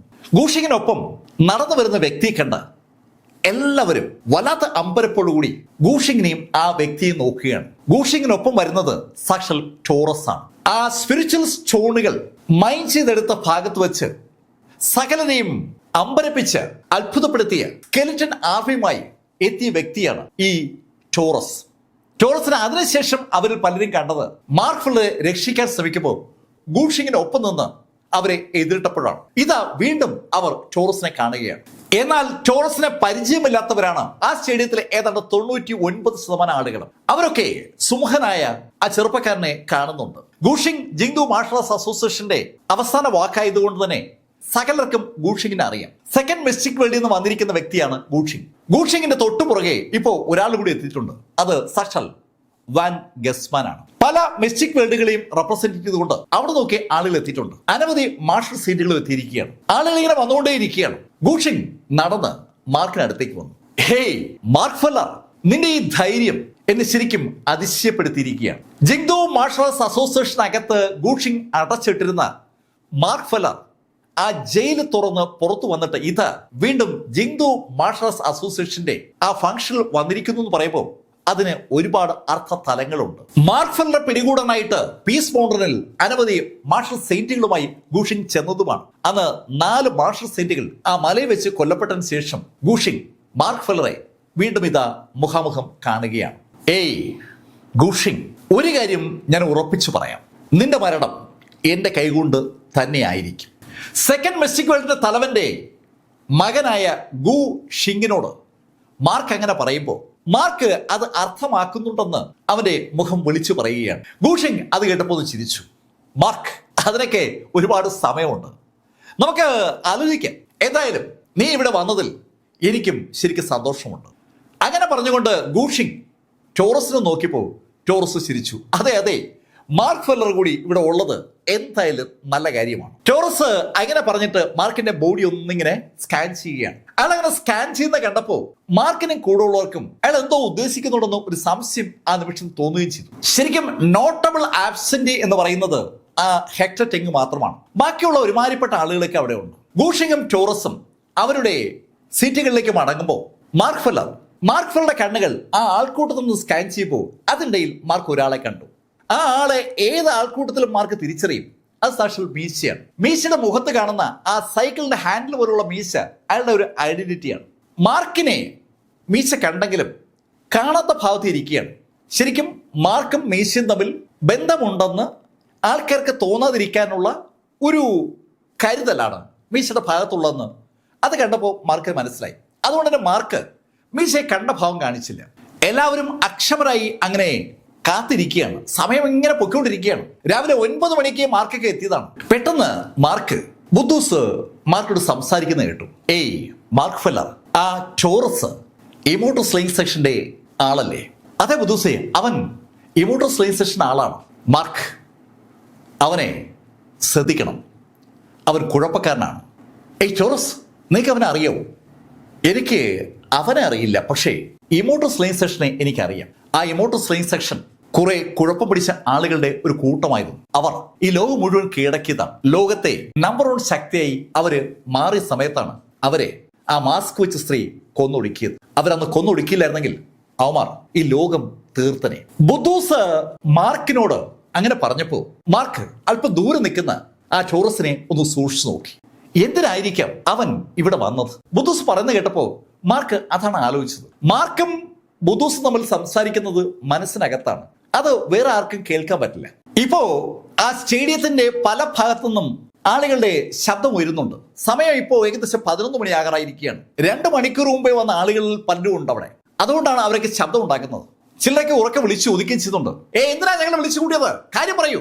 ആളുകളുടെ ശബ്ദം അങ്ങനെ കൂടിക്കൂടി വന്നതും ഗൂഷിങ് എണീറ്റു. ഓക്കെ, ഞാൻ നിങ്ങളെല്ലാവരെയും വിളിപ്പിച്ചത് നിങ്ങളുടെ ഒരു പ്രധാന കാര്യം പറയാൻ വേണ്ടിയാണ്.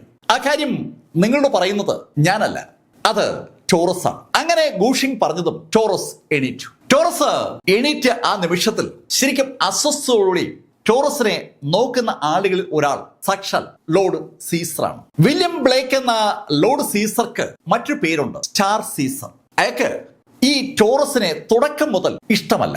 ടോറസിനെ ഇത്രയും ആളുകളെ അഭിസംബോധന ചെയ്യാൻ ഗൂഷിങ് അനുവദിച്ചത് അതുകൊണ്ട് തന്നെ സീസറെ ശരിക്കും ദേഷ്യപ്പെടുത്തിയിരിക്കുകയാണ്. ടോറസിനെ ഈ 10,000-ഓളം വരുന്ന ആളുകളെ അഭിസംബോധന ചെയ്യാൻ ഏർപ്പാടാക്കിയത് ശരിയായ നടപടിയല്ല എന്നൊരു ഫീലാണ് യഥാർത്ഥത്തിൽ സീസർക്കുള്ളത്. സീസറുടെ മുഖം വായിക്കുന്ന ഏതൊരാൾക്കും അത് മനസ്സിലാകുകയും ചെയ്യും. ലോർഡ് സീസർ 2 കൈയും പുറകിൽ കെട്ടി അങ്ങനെ നിൽക്കുകയാണെങ്കിലും അയാളുടെ മുഖത്ത് ദേഷ്യം നിഴലിക്കുന്നത് അടുത്തേക്കുന്ന ആളുകൾക്ക് കാണാം. ടോറസ് എല്ലാവരും നോക്കിയിട്ട് എല്ലാവരോടായി പറഞ്ഞു, നിങ്ങൾ ഇത്രയും പേരെയും ഒന്നിച്ച് കാണാൻ കഴിഞ്ഞതിൽ എനിക്ക് ഒരുപാട് സന്തോഷമുണ്ട്. നിങ്ങളൊക്കെ മാർഷൽ ആർട്സ് മേഖലയിൽ അതീവ ശക്തരാണെന്നുള്ള കാര്യം എനിക്കറിയാം. അതുകൊണ്ടാണ് നിങ്ങൾ എല്ലാവരെയും ഒരുമിച്ച് ഇവിടേക്ക് വിളിപ്പിച്ചത്. നിങ്ങളുടെ ശക്തി ഇനി ഞാനുമായി ലയിക്കാൻ പോവുകയാണ്. ടോറസ് ആ വാചകം പറഞ്ഞതും ശരിക്കും ആളുകൾ അങ്ങോട്ടും ഇങ്ങോട്ടും നോക്കി തുടങ്ങി. ഒരു ശബ്ദമൊക്കെ ആളുകളുടെ വായിന്ന് വരുന്നുണ്ട്. ഞങ്ങളുടെ ശക്തി നിങ്ങളുമായി ലയിക്കാൻ പോവുകയാണെന്ന് ആരൊക്കെയോ അറിയാതെ ആ ഡയലോഗ് പറഞ്ഞു പോവുകയും ചെയ്യുകയാണ്. ആളുകളുടെ അനവസരത്തിലുള്ള സംഭാഷണം ശ്രദ്ധിച്ച ടോറസ് അവരോട് പറഞ്ഞു, അതെ, ഞാൻ പറഞ്ഞത് അത് തന്നെയാണ്. നിങ്ങളുടെ എല്ലാവരുടെയും ശക്തി എന്റെ ശക്തിയുമായി കൂടിച്ചേരുമ്പോൾ നമ്മൾ ഒരു വലിയ ശക്തിയായി മാറും. അത് എങ്ങനെയാണ് സംഭവിക്കുന്നതെന്ന് അറിയാൻ നിങ്ങൾക്ക് താല്പര്യമുണ്ടാവുമെന്ന് എനിക്കറിയാം. ഞാനത് നിങ്ങളുടെ മുന്നിൽ പ്രദർശിപ്പിക്കാൻ പോവുകയാണ്. അങ്ങനെ പറഞ്ഞിട്ട് അയാൾ കൈ ഒന്ന് അനക്കിയതും വളരെ വളരെ രസകരമായ ഒരു സംഭവം ആ സ്റ്റേഡിയത്തിനകത്ത് ഉണ്ടാവുകയാണ്. അയാളുടെ കൈ ഒന്ന് അനങ്ങിയപ്പോൾ ആ കൈയുടെ അനക്കത്തിനനുസരിച്ച് അങ്ങനെ പറഞ്ഞിട്ട് ടോറസ് അയാളുടെ കൈ വടക്ക് ദിക്ക് ലക്ഷ്യമാക്കി ഒന്ന് അനക്കി. അയാളെ വടക്ക് ദിക്ക് ലക്ഷ്യമാക്കി കൈ ഒന്ന് അനക്കുന്നത് സ്റ്റേഡിയത്തിലുള്ള മുഴുവൻ ആളുകളും കാണുകയും ചെയ്തു. അയാളുടെ കൈ അനങ്ങിയ ഭാഗത്തേക്ക് സകലരും ഒന്ന് കണ്ണു തിരിക്കുമ്പോൾ അവിടെ വടക്ക് ഭാഗത്ത് തറയിൽ നിന്ന് ഒരു പ്രകാശം നേരെ മുകളിലേക്ക് ഉയർന്നു പോകുന്നതാണ് ആളുകൾ കണ്ടത്. ശക്തമായൊരു പൂക്കുറ്റി ആ ഭാഗത്ത് കത്തിയതാണെന്നേ ആളുകൾക്ക് ആദ്യം തോന്നിയുള്ളൂ. തറയിൽ നിന്ന് ഒരു പ്രകാശം നേരെ മുകളിലേക്ക് ആകാശത്തേക്കാണ് പോയിരിക്കുന്നത്. മുകളിലേക്ക് നോക്കുന്ന ആൾക്കാർക്ക് ആ പ്രകാശം എവിടേക്ക് പോകുന്ന അറിയാൻ പറ്റാത്ത ശൈലിയിൽ ആകാശവും ഭൂമിയും തമ്മിൽ ആ പ്രകാശം ബന്ധിക്കപ്പെടുകയാണ്. ഒരു തൂണ് പോലെ പ്രകാശം. ഇതെന്ത് മാജിക്കാ ഇളി കാണിക്കുന്നത്? അങ്ങനെ ഒരു തോന്നൽ ആളുകളുടെ മനസ്സിലേക്ക് വന്നതും ടോറസ് നേരെ ഓപ്പോസിറ്റുള്ള സൗത്തിലേക്ക് നോക്കി ഒന്ന് കൈഞ്ഞൊടിച്ചു. ആ നിമിഷത്തിൽ വലത് ഭാഗത്ത് ഉണ്ടായ പ്രകാശ തൂണിന്റെ നേരെ എതിർഭാഗത്ത് അതേ ടൈപ്പിൽ ഒരു തൂണ് തറയുന്ന അതിവേഗം പൊങ്ങി വന്നു. ഒരു പൂക്കുറ്റി കത്തുന്ന പോലെ പ്രകാശം മുകളിലേക്ക് വന്ന് ഒരു തൂണായി മാറി. ആ ടോറസ് ഒരു മാജിക് ഷോ കാണിക്കാൻ പോവുകയാണോ എന്നൊരു തോന്നൽ ആളുകൾക്കുണ്ടായപ്പോൾ ടോറസ് അയാളുടെ കൈ പിന്നെ ഞൊടിക്കുകയാണ്. കിഴക്ക് ഭാഗത്തും പടിഞ്ഞാറ് ഭാഗത്തും ഓരോ തൂണുകൾ ഉണ്ടായി കഴിഞ്ഞതും അയാൾ പിന്നെയും കൈകൾ ഞൊടിച്ചു. കിഴക്കിനും തെക്കിനും ഇടയിൽ ഒരു തൂണ്, തെക്കിനും പടിഞ്ഞാറിനും ഇടയിൽ ഒരു തൂണ്, പടിഞ്ഞാറിനും വടക്കിനും ഇടയിൽ ഒരു തൂണ്, വടക്കിനും കിഴക്കിനും ഇടയിൽ മറ്റൊരു തൂണ്. പെട്ടെന്ന് ആകെ തൂണുകളുടെ എണ്ണം 8ആയി. ശക്തമായ പ്രകാശം ഒഴിപ്പിക്കുന്ന 8 കൂറ്റൻ തൂണുകൾ ആ സ്റ്റേഡിയത്തിന്റെ 8 ദിക്കുകളിൽ നിന്ന് ആകാശത്തേക്ക് അങ്ങനെ ഉയർന്നു നിൽക്കുകയാണ്. ആ തൂണുകളിലൂടെ പ്രകാശം മുകളിലോട്ടും താഴോട്ടും അനുസ്യൂതം പായുകയാണ്. ഒരു വലിയ ട്യൂബിനകത്തുകൂടി പ്രകാശം മുകളിലേക്ക് താഴേക്ക് പോകുന്ന പോലെയാണ് ഒറ്റ നോട്ടത്തിൽ നമുക്ക് തോന്നുക. പക്ഷേ ശരിക്കും പ്രകാശമുണ്ട്. ആ പ്രകാശം കാണുന്ന ഭാഗത്തിന് ചുറ്റും പതുക്കെ ഒരു പ്രഷർ അനുഭവപ്പെട്ടു തുടങ്ങി. ഇതൊക്കെ അതിവേഗത്തിലാണ് സംഭവിക്കുന്നത്. ആളുകൾ അമ്പരപ്പോടെ ആ പ്രകാശത്തിലേക്ക് ശ്രദ്ധിക്കുമ്പോൾ അവർക്ക് മുകളിൽ ഒരു പ്രഷർ പതുക്കെ കൂടി വരികയാണ്. പെട്ടെന്നാണ് ആളുകൾ മറ്റൊരു കാഴ്ച കൂടി കണ്ടത്. ആ തൂണുകൾ തമ്മിൽ ആകാശത്തിലൂടെ കണക്ട് ചെയ്യപ്പെടുന്ന അമ്പരപ്പിക്കുന്ന ഒരു കാഴ്ച. ഇപ്പോ 8 തൂണുകളും ചേർന്ന് ഏകദേശം ഒരു വൃത്തം ആയിരിക്കുകയാണ്. ആ തൂണുകൾ തമ്മിൽ പ്രകാശം കൊണ്ട് കണക്ട് ചെയ്യപ്പെട്ടിരിക്കുകയാണ്. ആ തൂണുകൾക്ക് ഉള്ളിലാണ് ആ എൻറ്റയർ സ്റ്റേഡിയം ഇപ്പോ നിലനിൽക്കുന്നത്. ആ സ്റ്റേഡിയത്തിലെ മുഴുവൻ ആളുകളും ആ പ്രകാശ തൂണുകൾക്ക് ഉള്ളിലാണെന്ന് അർത്ഥം. പെട്ടെന്ന് ആളുകൾ വിളിച്ചു ചോദിച്ചു, ടോറസ്, എന്താ ഇത്? എന്താ നിങ്ങളെ കാണിക്കുന്നത്? നിങ്ങള് ധൃതി പിടിക്കാതെ, ഞാൻ പറഞ്ഞല്ലോ, നിങ്ങളുടെ ശക്തിയും എന്റെ ശക്തിയും കൂടിച്ചേരുമ്പോൾ അതൊരു വലിയ ശക്തിയാകുമെന്നും അതെങ്ങനെയെന്ന് ഞാൻ നിങ്ങളെ കാണിക്കാൻ പോവുകയാണ്. ടോറസ് വീണ്ടും ആ വാചകം പറയുമ്പോൾ ആളുകൾ എല്ലാവരും മുഖത്തോട് മുഖം നോക്കുകയാണ്. ഇപ്പൊ അവർക്ക് ഒരു കാര്യം അറിയാം, ശക്തമായ ഒരു പ്രഷർ അവർക്ക് മുകളിൽ അനുഭവപ്പെടുന്നുണ്ട്. അതേ സമയത്ത് അതിശക്തമായ ഒരു വൃത്തം അവർക്ക് ചുറ്റും ഉണ്ടായിട്ടുമുണ്ട്. പ്രകാശത്തിൻ്റെതായ വൃത്തം. ഒരു വലിയ സ്റ്റേഡിയം മുഴുവൻ ആ പ്രകാശം കവർ ചെയ്തിരിക്കുകയാണ്. ആ സമയത്താണ് മാർക്ക് ഫെല്ലറോട് ബുദ്ധൂസ് ഉറക്കെ പറഞ്ഞത്, മാർക്ക്, ഇത് ഇമോട്ടോ സ്ലേയിങ് സെഷന്റെ ആ മാസ്റ്റർ ടെക്നിക്കാണ്. ബുദ്ധൂസ്, എന്ത് മാസ്റ്റർ ടെക്നിക്? ഇത് ആളുകളുടെ ഡിവൈൻ സെൻസ് അബ്സോർവ് ചെയ്യാനുള്ള ഇമോട്ടോ സ്ലേയിങ് സെഷന്റെ ടെക്നിക്കാണ്. ഈ ടോറസ് ആ ടെക്നിക് പഠിച്ചെടുത്തിരിക്കുകയാണ്. മാസ്സായിട്ട് ആളുകളുടെ ഡിവൈൻ സെൻസ് അബ്സോർവ് ചെയ്യാനുള്ള ഒരു ടെക്നിക് പണ്ട് ഇമോട്ടോ സ്ലേയിങ് സെക്ഷൻ കണ്ടുപിടിച്ചിരുന്നു. ആ ടെക്നിക് ഉപയോഗിച്ചാണ് ഇമോട്ടോ സ്ലേയിങ് സെക്ഷൻ ലോകം മുഴുവൻ കീഴടക്കിയത്. ആ ടെക്നിക് കാലങ്ങൾക്ക് ശേഷം പൊടി തട്ടിയെടുത്ത് പഠിച്ച ടോറസ് അത് ഇവിടെ ഈ സ്റ്റേഡിയത്തിൽ നടപ്പിലാക്കാൻ പോവുകയാണ്. ബുദ്ധൂസ് പറഞ്ഞപ്പോ മാർക്ക് ഫെല്ലർക്ക് കഥ ഏതാണ്ട് മനസ്സിലായി. ഈ ടോറസ് ആളുകളുടെ ഡിവൈൻ സെൻസ് വലിച്ചെടുക്കുമെന്നുള്ള കാര്യം മാർക്കിനും അറിയാം. ആ കാര്യം അറിയാവുന്ന മാർക്ക് ബുദ്ധൂസ് പറഞ്ഞത് കേട്ടപ്പോ അതാണ് പെട്ടെന്ന് ആലോചിച്ചത്. ഈ 3000-ഓളം വരുന്ന മാർഷൽ ആർട്ടിസ്റ്റുകളുടെയും ഡിവൈൻ സെൻസ് വലിച്ചെടുക്കാനാണോ ടോറസ് ശ്രമിക്കാൻ പോകുന്നത്? അങ്ങനെ മാർക്കിന് തോന്നിയതും ഒരു മുഴക്കമുള്ള ശബ്ദം അവിടെ ഉയർന്നു കേട്ടു. ആ ശബ്ദത്തിനുടമ ഒരു മാർക്യൂസ് ആണ്. അയാൾ ഉറക്കെ ടോറസിനോട് ചോദിച്ചു, നിങ്ങളെന്തായി കാണിക്കുന്നത്? വേഗം ഈ പ്രകാശമൊക്കെ ഓഫ് ചെയ്യാൻ നോക്ക്, ഞങ്ങൾക്ക് ഇതൊന്നും കാണേണ്ട കാര്യമില്ല. ടോറസിനോട് ആ മാർക്യൂസ് അങ്ങനെ പറഞ്ഞതും ടോറസ് കൈ ഒന്ന് വെറുതെ ചലിപ്പിച്ചു. ടോറസ് ആ കൈ ഒന്ന് ചലിപ്പിച്ചതും ആ 8 തൂണുകളിലുമായി കറങ്ങിയിരിക്കുന്ന പ്രകാശത്തിൽ നിന്ന് ഒരു കിരണം ആ മാർക്കസിന്റെ പുറത്തേക്ക് പാഞ്ഞു വരുന്നത് ആ എൻ്റെ സ്റ്റേഡിയം കണ്ടു. ആ പ്രകാശം ആ മനുഷ്യന്റെ പുറത്ത് വീണതും അയാൾ നിശബ്ദനായി താഴേക്ക് വീണു. ആ നിമിഷത്തിൽ ആ പ്രകാശം ആ താഴേക്ക് വീണ ആളുടെ അടുത്തുനിന്ന് അയാളുടെ ഡിവൈൻ സെൻസിനെ വലിച്ചെടുത്ത് നേരെ ടോറസിനടുത്തേക്ക് കൊണ്ടുവരുന്നതും കൃത്യമായി ആളെ കാണാം. ശരിക്കും വലിയ കൈയുള്ള ഒരു JCB ഒരു സ്ഥലത്ത് നിന്ന് ഒരാളെ എടുത്ത് വേറെ സ്ഥലത്തേക്ക് മാറ്റി വെക്കും പോലെ ആ മാർക്കസിന്റെ ഡിവൈൻ സെൻസ് വലിച്ചെടുത്ത് ആ പ്രകാശം ഇതാ ടോറസിന് ഹാൻഡ് ഓവർ ചെയ്തു. ടോറസ് ആ ഡിവൈൻ സെൻസ് ടോറസിന്റെ കയ്യിലേക്ക് വന്ന ആ ഡിവൈൻ സെൻസ് പെട്ടെന്നാണ് ടോറസിന്റെ ബോഡിയിലേക്ക് അങ്ങ് ലയിക്കുന്നത്. ടോറസ് അവിടെ ഒരു ഫോർമേഷൻ സൃഷ്ടിച്ചിരിക്കുകയാണെന്ന് പെട്ടെന്ന് മാർക്കിന് മനസ്സിലായി. ആ ഫോർമേഷനകത്ത് സകലരും പെട്ടിരിക്കുകയാണ്. അങ്ങനെ മാർക്കിന് തോന്നിയതും ഒന്നിന്റെ ആളുകൾ ചാടി എണീറ്റു. ഏയ്, നിങ്ങൾ എന്തായി ചെയ്യുന്നത്? അവിടെ വീണ മാർക്കുസിനെ പരിശോധിച്ച ആളുകൾ അയാൾ മരിച്ചു എന്ന് ഉറപ്പാക്കിയതുമാണ് അങ്ങനെ അവര് ചോദിച്ചത്. അത് കേട്ടതും ടോറസ് ഉറക്കെ അവരോട് പറഞ്ഞു, നിങ്ങൾക്ക് ഇപ്പൊ കാര്യം മനസ്സിലായി എന്ന് എനിക്ക് വ്യക്തമായി. ഈ സ്റ്റേഡിയത്തിൽ ഇപ്പോൾ ഉള്ള മുഴുവൻ ആളുകളുടെയും ഡിവൈൻ സെൻസ് ഞാൻ ഇങ്ങ് എടുക്കാൻ പോവുകയാണ്. നിങ്ങളുടെ ഡിവൈൻ സെൻസ് ഒന്നും പാഴിപ്പോകത്തില്ല, അത് മുഴുവൻ എന്നിലേക്ക് ലയിക്കും. അങ്ങനെ ഞാൻ ഈ ഭൂമിയിലെ ഏറ്റവും ശക്തനായി മാറും. ഏറ്റവും ശക്തനായ എനിക്ക് ആ ശക്തി നൽകിയത് നിങ്ങളുടെ എല്ലാവരുടെയും ഡിവൈൻ സെൻസ് ആണെന്ന് നിങ്ങൾക്ക് ആലോചിച്ച് സന്തോഷിക്കാം. മരണത്തിന് ശേഷം നിങ്ങളൊക്കെ നരകത്തിലോ സ്വർഗത്തിലോ ഒക്കെ എത്തുമല്ലോ. അവിടെ വച്ച് നിങ്ങൾക്ക് ആ കാര്യത്തെക്കുറിച്ച് പറഞ്ഞ് സന്തോഷിക്കാം. സുഹൃത്തുക്കളെ, നിങ്ങളുടെ ഈ ത്യാഗം അത് വളരെ വലുതാണ്. ഒരു മതപ്രഭാഷകന്റെ ശൈലിയിൽ ടോറസ് ആ വാചകം പറഞ്ഞപ്പോൾ ഒരു വല്ലാത്ത ദേഷ്യം ആളുകൾക്കൊക്കെ ഉണ്ടായി. പെട്ടെന്ന് ഒരു സെക്കൻഡ് മിസ്റ്റിക് വേൾഡിലെ ഒരാൾ ചാടി എണീറ്റു. അയാൾ ഒരു മാർഷൽ സെയിന്റ് ആണ്. അയാൾ ഉറക്കെ ചോദിച്ചു, ഏയ് ടോറസ്, നിങ്ങൾ ഈ ചെയ്യുന്ന ആക്ടിവിറ്റീസിൽ ഞങ്ങൾ മിസ്റ്റിക് വേൾഡുകാർ പെടില്ലല്ലോ? ആ ചോദ്യം വളരെ വ്യക്തമായൊരു ചോദ്യമാണ്. മിസ്റ്റിക് വേൾഡുകാരെ പ്രൊട്ടക്ട് ചെയ്യാൻ ടോറസ് തയ്യാറാകുമല്ലോ എന്നാണ് ചോദ്യം. അത് കേട്ടതും ടോറസ് ഉറക്കെ പറഞ്ഞു, ഹേ, അതെന്ത് ചോദ്യമാണ് നിങ്ങൾ ഈ ചോദിക്കുന്നത്?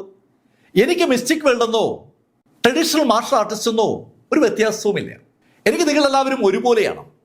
നിങ്ങളെല്ലാവരുടെയും ശക്തി എന്നിലേക്ക് ചേരുമ്പോഴല്ലേ അതിന് ഒരു ഭംഗി ഉണ്ടാവും.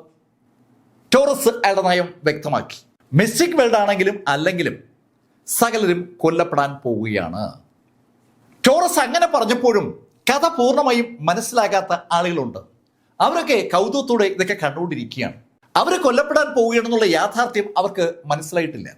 പെട്ടെന്ന് ലൈറ്റിന്റെ അളവ് കൂടിക്കൂടി വന്നു. തൂണുകളെ തമ്മിൽ ബന്ധിപ്പിച്ചിരിക്കുന്ന ആ വൃത്തം ശരിക്കും അതിശക്തമായ ഒരു വലയമായി ഇതിനിടയിൽ മാറിക്കഴിഞ്ഞിരുന്നു. ടോറസുമായുള്ള സംഭാഷണത്തിനിടയിൽ പലരും അക്കാര്യം നോക്കാൻ വിട്ടുപോയതാണ്. ഇപ്പോൾ അടച്ചു മൂടപ്പെട്ട ഒരു സ്റ്റേഡിയത്തിനുള്ളിൽ അവർ പെട്ടതുപോലെയായി. ലൈറ്റ് കൊണ്ട് ഒരു കവർ ആ സ്റ്റേഡിയത്തിന് ചുറ്റുമുണ്ട്. ലൈറ്റ് കൊണ്ട് കവർ ചെയ്യപ്പെട്ട ഒരു സ്റ്റേഡിയത്തിനകത്ത് അവർ നിൽക്കുകയാണ്.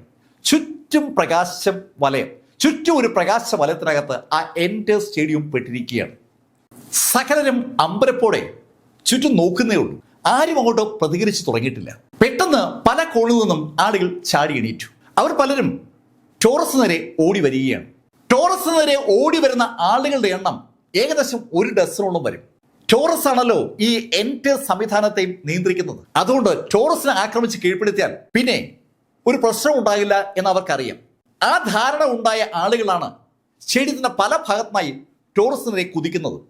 ഏകദേശം 12ഓളം പേര് വരുന്ന ആ ടീം മുന്നോട്ട് കുതിക്കുമ്പോൾ ബാക്കിയുള്ളവർ എന്താണ് സംഭവിക്കുന്നത് അറിയാൻ വേണ്ടി ആ ഓടുന്ന ആളുകളെയും ഡൈസിന്റെ ഭാഗത്തേക്ക് ടോറസിനെയും അങ്ങനെ നോക്കി നിൽക്കുമ്പോൾ ആ ഓടുന്ന ആളുകൾ ഏതാണ്ട് ടോറസിന്റെ തൊട്ടു മുന്നിൽ ഒരു 10 അടി മുന്നിലായി എത്തി. ആ സമയത്ത് പെട്ടെന്ന് ടോറസ് മുന്നിലേക്ക് ഒരു വെളുത്ത അസ്ഥികൂടം വന്നു നിന്നു. ടോറസ് ആ അസ്ഥികൂടങ്ങളുമായിട്ടാണ് വന്നിരിക്കുന്നതെന്ന് അത് കണ്ടതും ആ യങ്സ്റ്റേഴ്സിന് മനസ്സിലായി. അന്ന് ആ മൈനിങ് നടക്കുന്ന മേഖലയിൽ ഉണ്ടായിരുന്ന ആളുകൾക്കും പെട്ടെന്ന് കഥ മനസ്സിലായി. ആ അസ്ഥികൂടങ്ങളുമായിട്ട് അവർക്ക് ഫൈറ്റ് ചെയ്യാൻ പറ്റില്ല.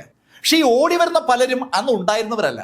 അവര് ആ അസ്ഥികൂടത്തെ കണ്ടിട്ടും മൈൻഡ് ചെയ്യാതെ മുന്നോട്ട് കുതിച്ചതും ആ അസ്ഥികൂടം അവരെ തടഞ്ഞു.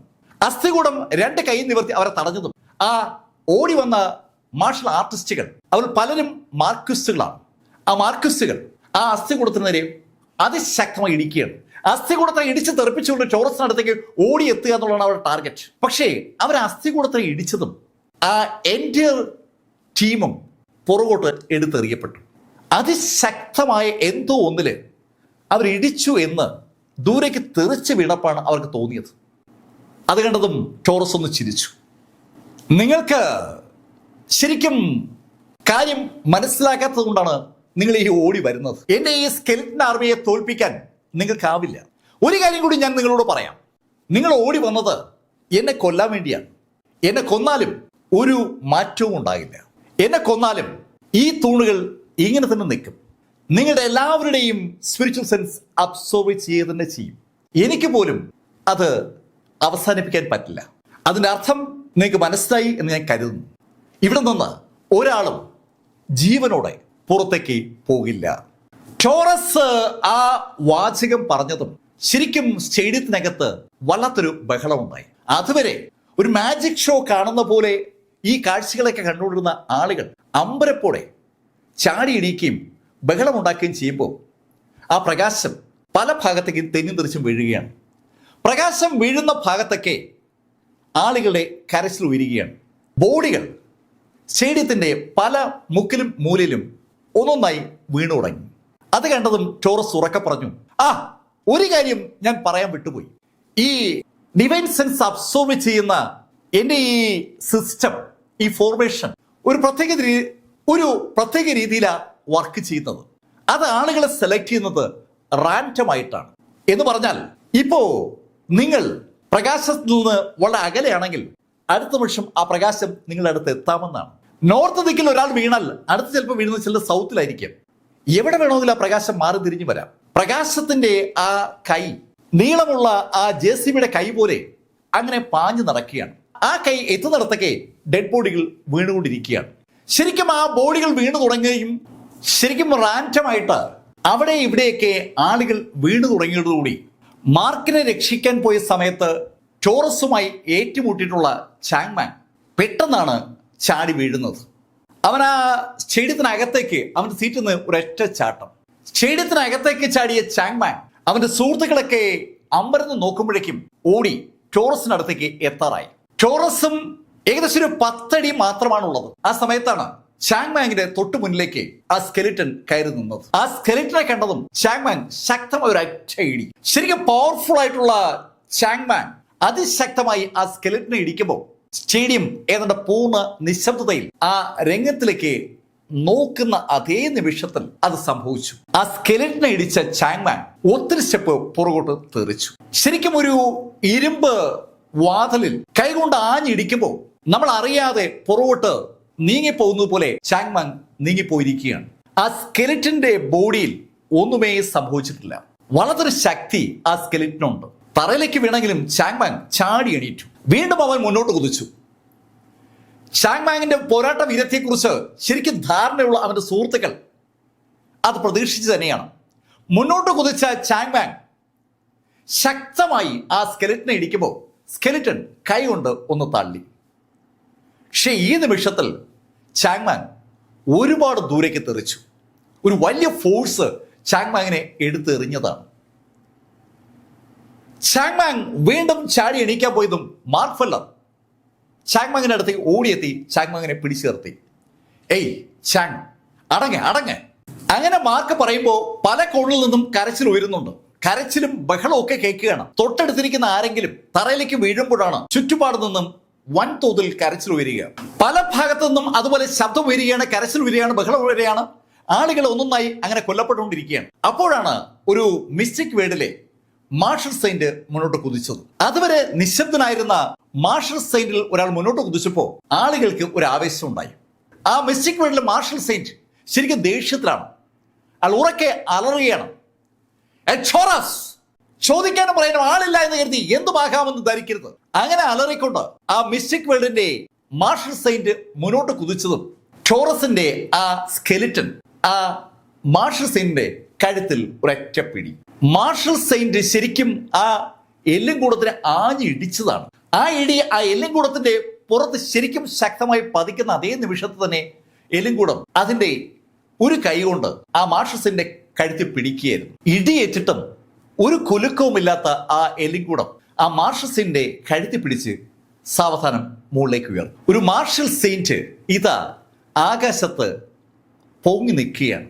എന്താണ് സംഭവിക്കുന്നതെന്ന് മനസ്സിലാക്കും മുമ്പ് ആ മാർഷൽ സെയിന്റിന്റെ കഴുത്ത് ഞെരിയുന്ന ശബ്ദം ആളുകൾ കേട്ടു. മാർഷൽ സെയിന്റ് ഏതാനും സെക്കൻഡുകൾ കൊണ്ട് താഴേക്ക് വീണു. ആ നിമിഷത്തിൽ തന്നെ ആ മാർഷൽ സെയിന്റിന്റെ ഡിവൈൻ സെൻസ് ടോറസ് വലിച്ചെടുക്കുകയും ചെയ്തു. അതിന് ടോറസിനെ സഹായിച്ചത് അയാളുടെ ഒരു കൈ ആക്ഷനാണ്. അയാൾ കൈയൊന്ന് അനക്കിയതും ഒരു കറുത്ത പുക അയാളുടെ കയ്യിൽ നിന്ന് അതിവേഗം ആ മാർഷൽ സെയിന്റിന്റെ അടുത്തേക്ക് പാഞ്ഞെത്തിയിരുന്നു. മാർഷൽ സെയിന്റിന്റെ ബോഡിയിൽ നിന്ന് പുറത്തേക്ക് ചാടാൻ തുടങ്ങിയ ആ ഡിവൈൻ സെൻസിനെ ആ കറുത്ത പുക ഒരു തലയുടെ രൂപത്തിലേക്ക് മാറി ഒറ്റ പിടിക്കുകയായിരുന്നു. ജിങ്ദു മാർഷൽ ആർട്സ് അസോസിയേഷന്റെ ആ ജയിലറയ്ക്കുള്ളിൽ നമ്മൾ കണ്ട അതേ തലകൾ ഇതാ ടോറസ് വീണ്ടും രംഗത്ത് കൊണ്ടുവരികയാണ്. ഇപ്പോ കരച്ചിലും ബഹളവും അലർച്ചയും ശരിക്കും പോർവിളികളൊക്കെ ആയിട്ട് അന്തരീക്ഷം ആകെ കൊഴുത്തിരിക്കുകയാണ്. ആ സമയത്താണ് മാർക്ക് ഫെല്ലറോട് ബുദ്ധൂസ് പറഞ്ഞത്, മാർക്ക്, നിന്റെ ബോഡി നീ എനിക്ക് ഹാൻഡ് ഓവർ ചെയ്യും, ഇവനെ ഞാൻ ഇപ്പൊ തീർക്കാം. അങ്ങനെ ബുദ്ധൂസ് പറഞ്ഞതും മാർക്ക് ബുദ്ധൂസിനോട് ചോദിച്ചു, ബുദ്ധൂസ്, അപ്പൊ ഈ ലൈറ്റിന്റെ തൂണുകളോ? മാർക്ക്, അത് എനിക്ക് തൊടാൻ പറ്റില്ല, അതൊരു വല്ലാത്ത ഫോർമേഷനാണ്, എന്റെ ശക്തിക്കും അപ്പുറമാണ് ആ തൂണുകൾ. ഇമോർട്ടൽ സ്ലൈങ് സെക്ഷന്റെ വല്ലാത്തൊരു കണ്ടെത്തലാണ് ആ പ്രകാശ തൂണുകൾ. ആ പ്രകാശ തൂണുകൾ തമ്മിലുള്ള കണക്ഷൻ പൂർത്തീകരിച്ചു കഴിഞ്ഞാൽ പിന്നീട് ആ കണക്ഷന് ഉള്ളിൽ നിന്ന് ഒരാൾക്കും രക്ഷപ്പെടാനാകില്ല. അതൊരു വല്ലാത്ത ഫോർമേഷനാണ്. ആ ഫോർമേഷൻ പൊളിക്കാൻ ബുദ്ധൂസിന് പോലും കഴിയില്ല എന്ന് ബുദ്ധൂസ് മാർക്കിനോട് വ്യക്തമാക്കി. പക്ഷെ ടോറസിനെയും കൂടെയുള്ള മുഴുവൻ ആളുകളെയും കൊന്നൊടുക്കാൻ ബുദ്ധൂസിന് ഒരു ബുദ്ധിമുട്ടുമില്ല. അത് ബുദ്ധൂസ് മാർക്കിനോട് പറയുകയും ചെയ്തു. ബുദ്ധൂസ് അങ്ങനെ പറഞ്ഞിട്ടും മാർക്കിനെ അയാളുടെ ബോഡി ആ ബുദ്ധൂസിന് വിട്ടുകൊടുക്കാൻ ഒരു ഭയം. അയാളുടെ ബോഡിക്കുള്ളിലേക്ക് ആ ഡിവൈൻ സെൻസിനെ കയറ്റി വിട്ട നിമിഷത്തിനെ മാർക്കിനെ അടിച്ചു പുറത്താക്കാൻ ശ്രമിച്ച കക്ഷിയാണ് ഈ ബുദ്ധൂസ്. അതുകൊണ്ട് തന്നെ അവനെ വിശ്വസിച്ച് ബോഡി വിട്ടുകൊടുക്കുക എന്ന് പറഞ്ഞാൽ അതൊരു കടന്ന കൈയായി പോകും. അത് മാർക്കിന് അറിയാം. മാർക്കിന്റെ അച്ഛന് എപ്പോഴും ഈ പ്രശ്നത്തിൽ കയറി ഇടപെടാൻ പറ്റിയെന്ന് വരത്തില്ല. അദ്ദേഹം ഗാർഡിയനാണ്, ലോകം മുഴുവൻ സംരക്ഷിക്കേണ്ട വ്യക്തിയാണ്. അങ്ങനെയുള്ള ഗാർഡിയൻ ചിലപ്പോ ഈ സംഭവം അറിയാതെ പോകാം. അതുകൊണ്ടാണ് മാർക്ക് ഒന്ന് മടിക്കുന്നത്.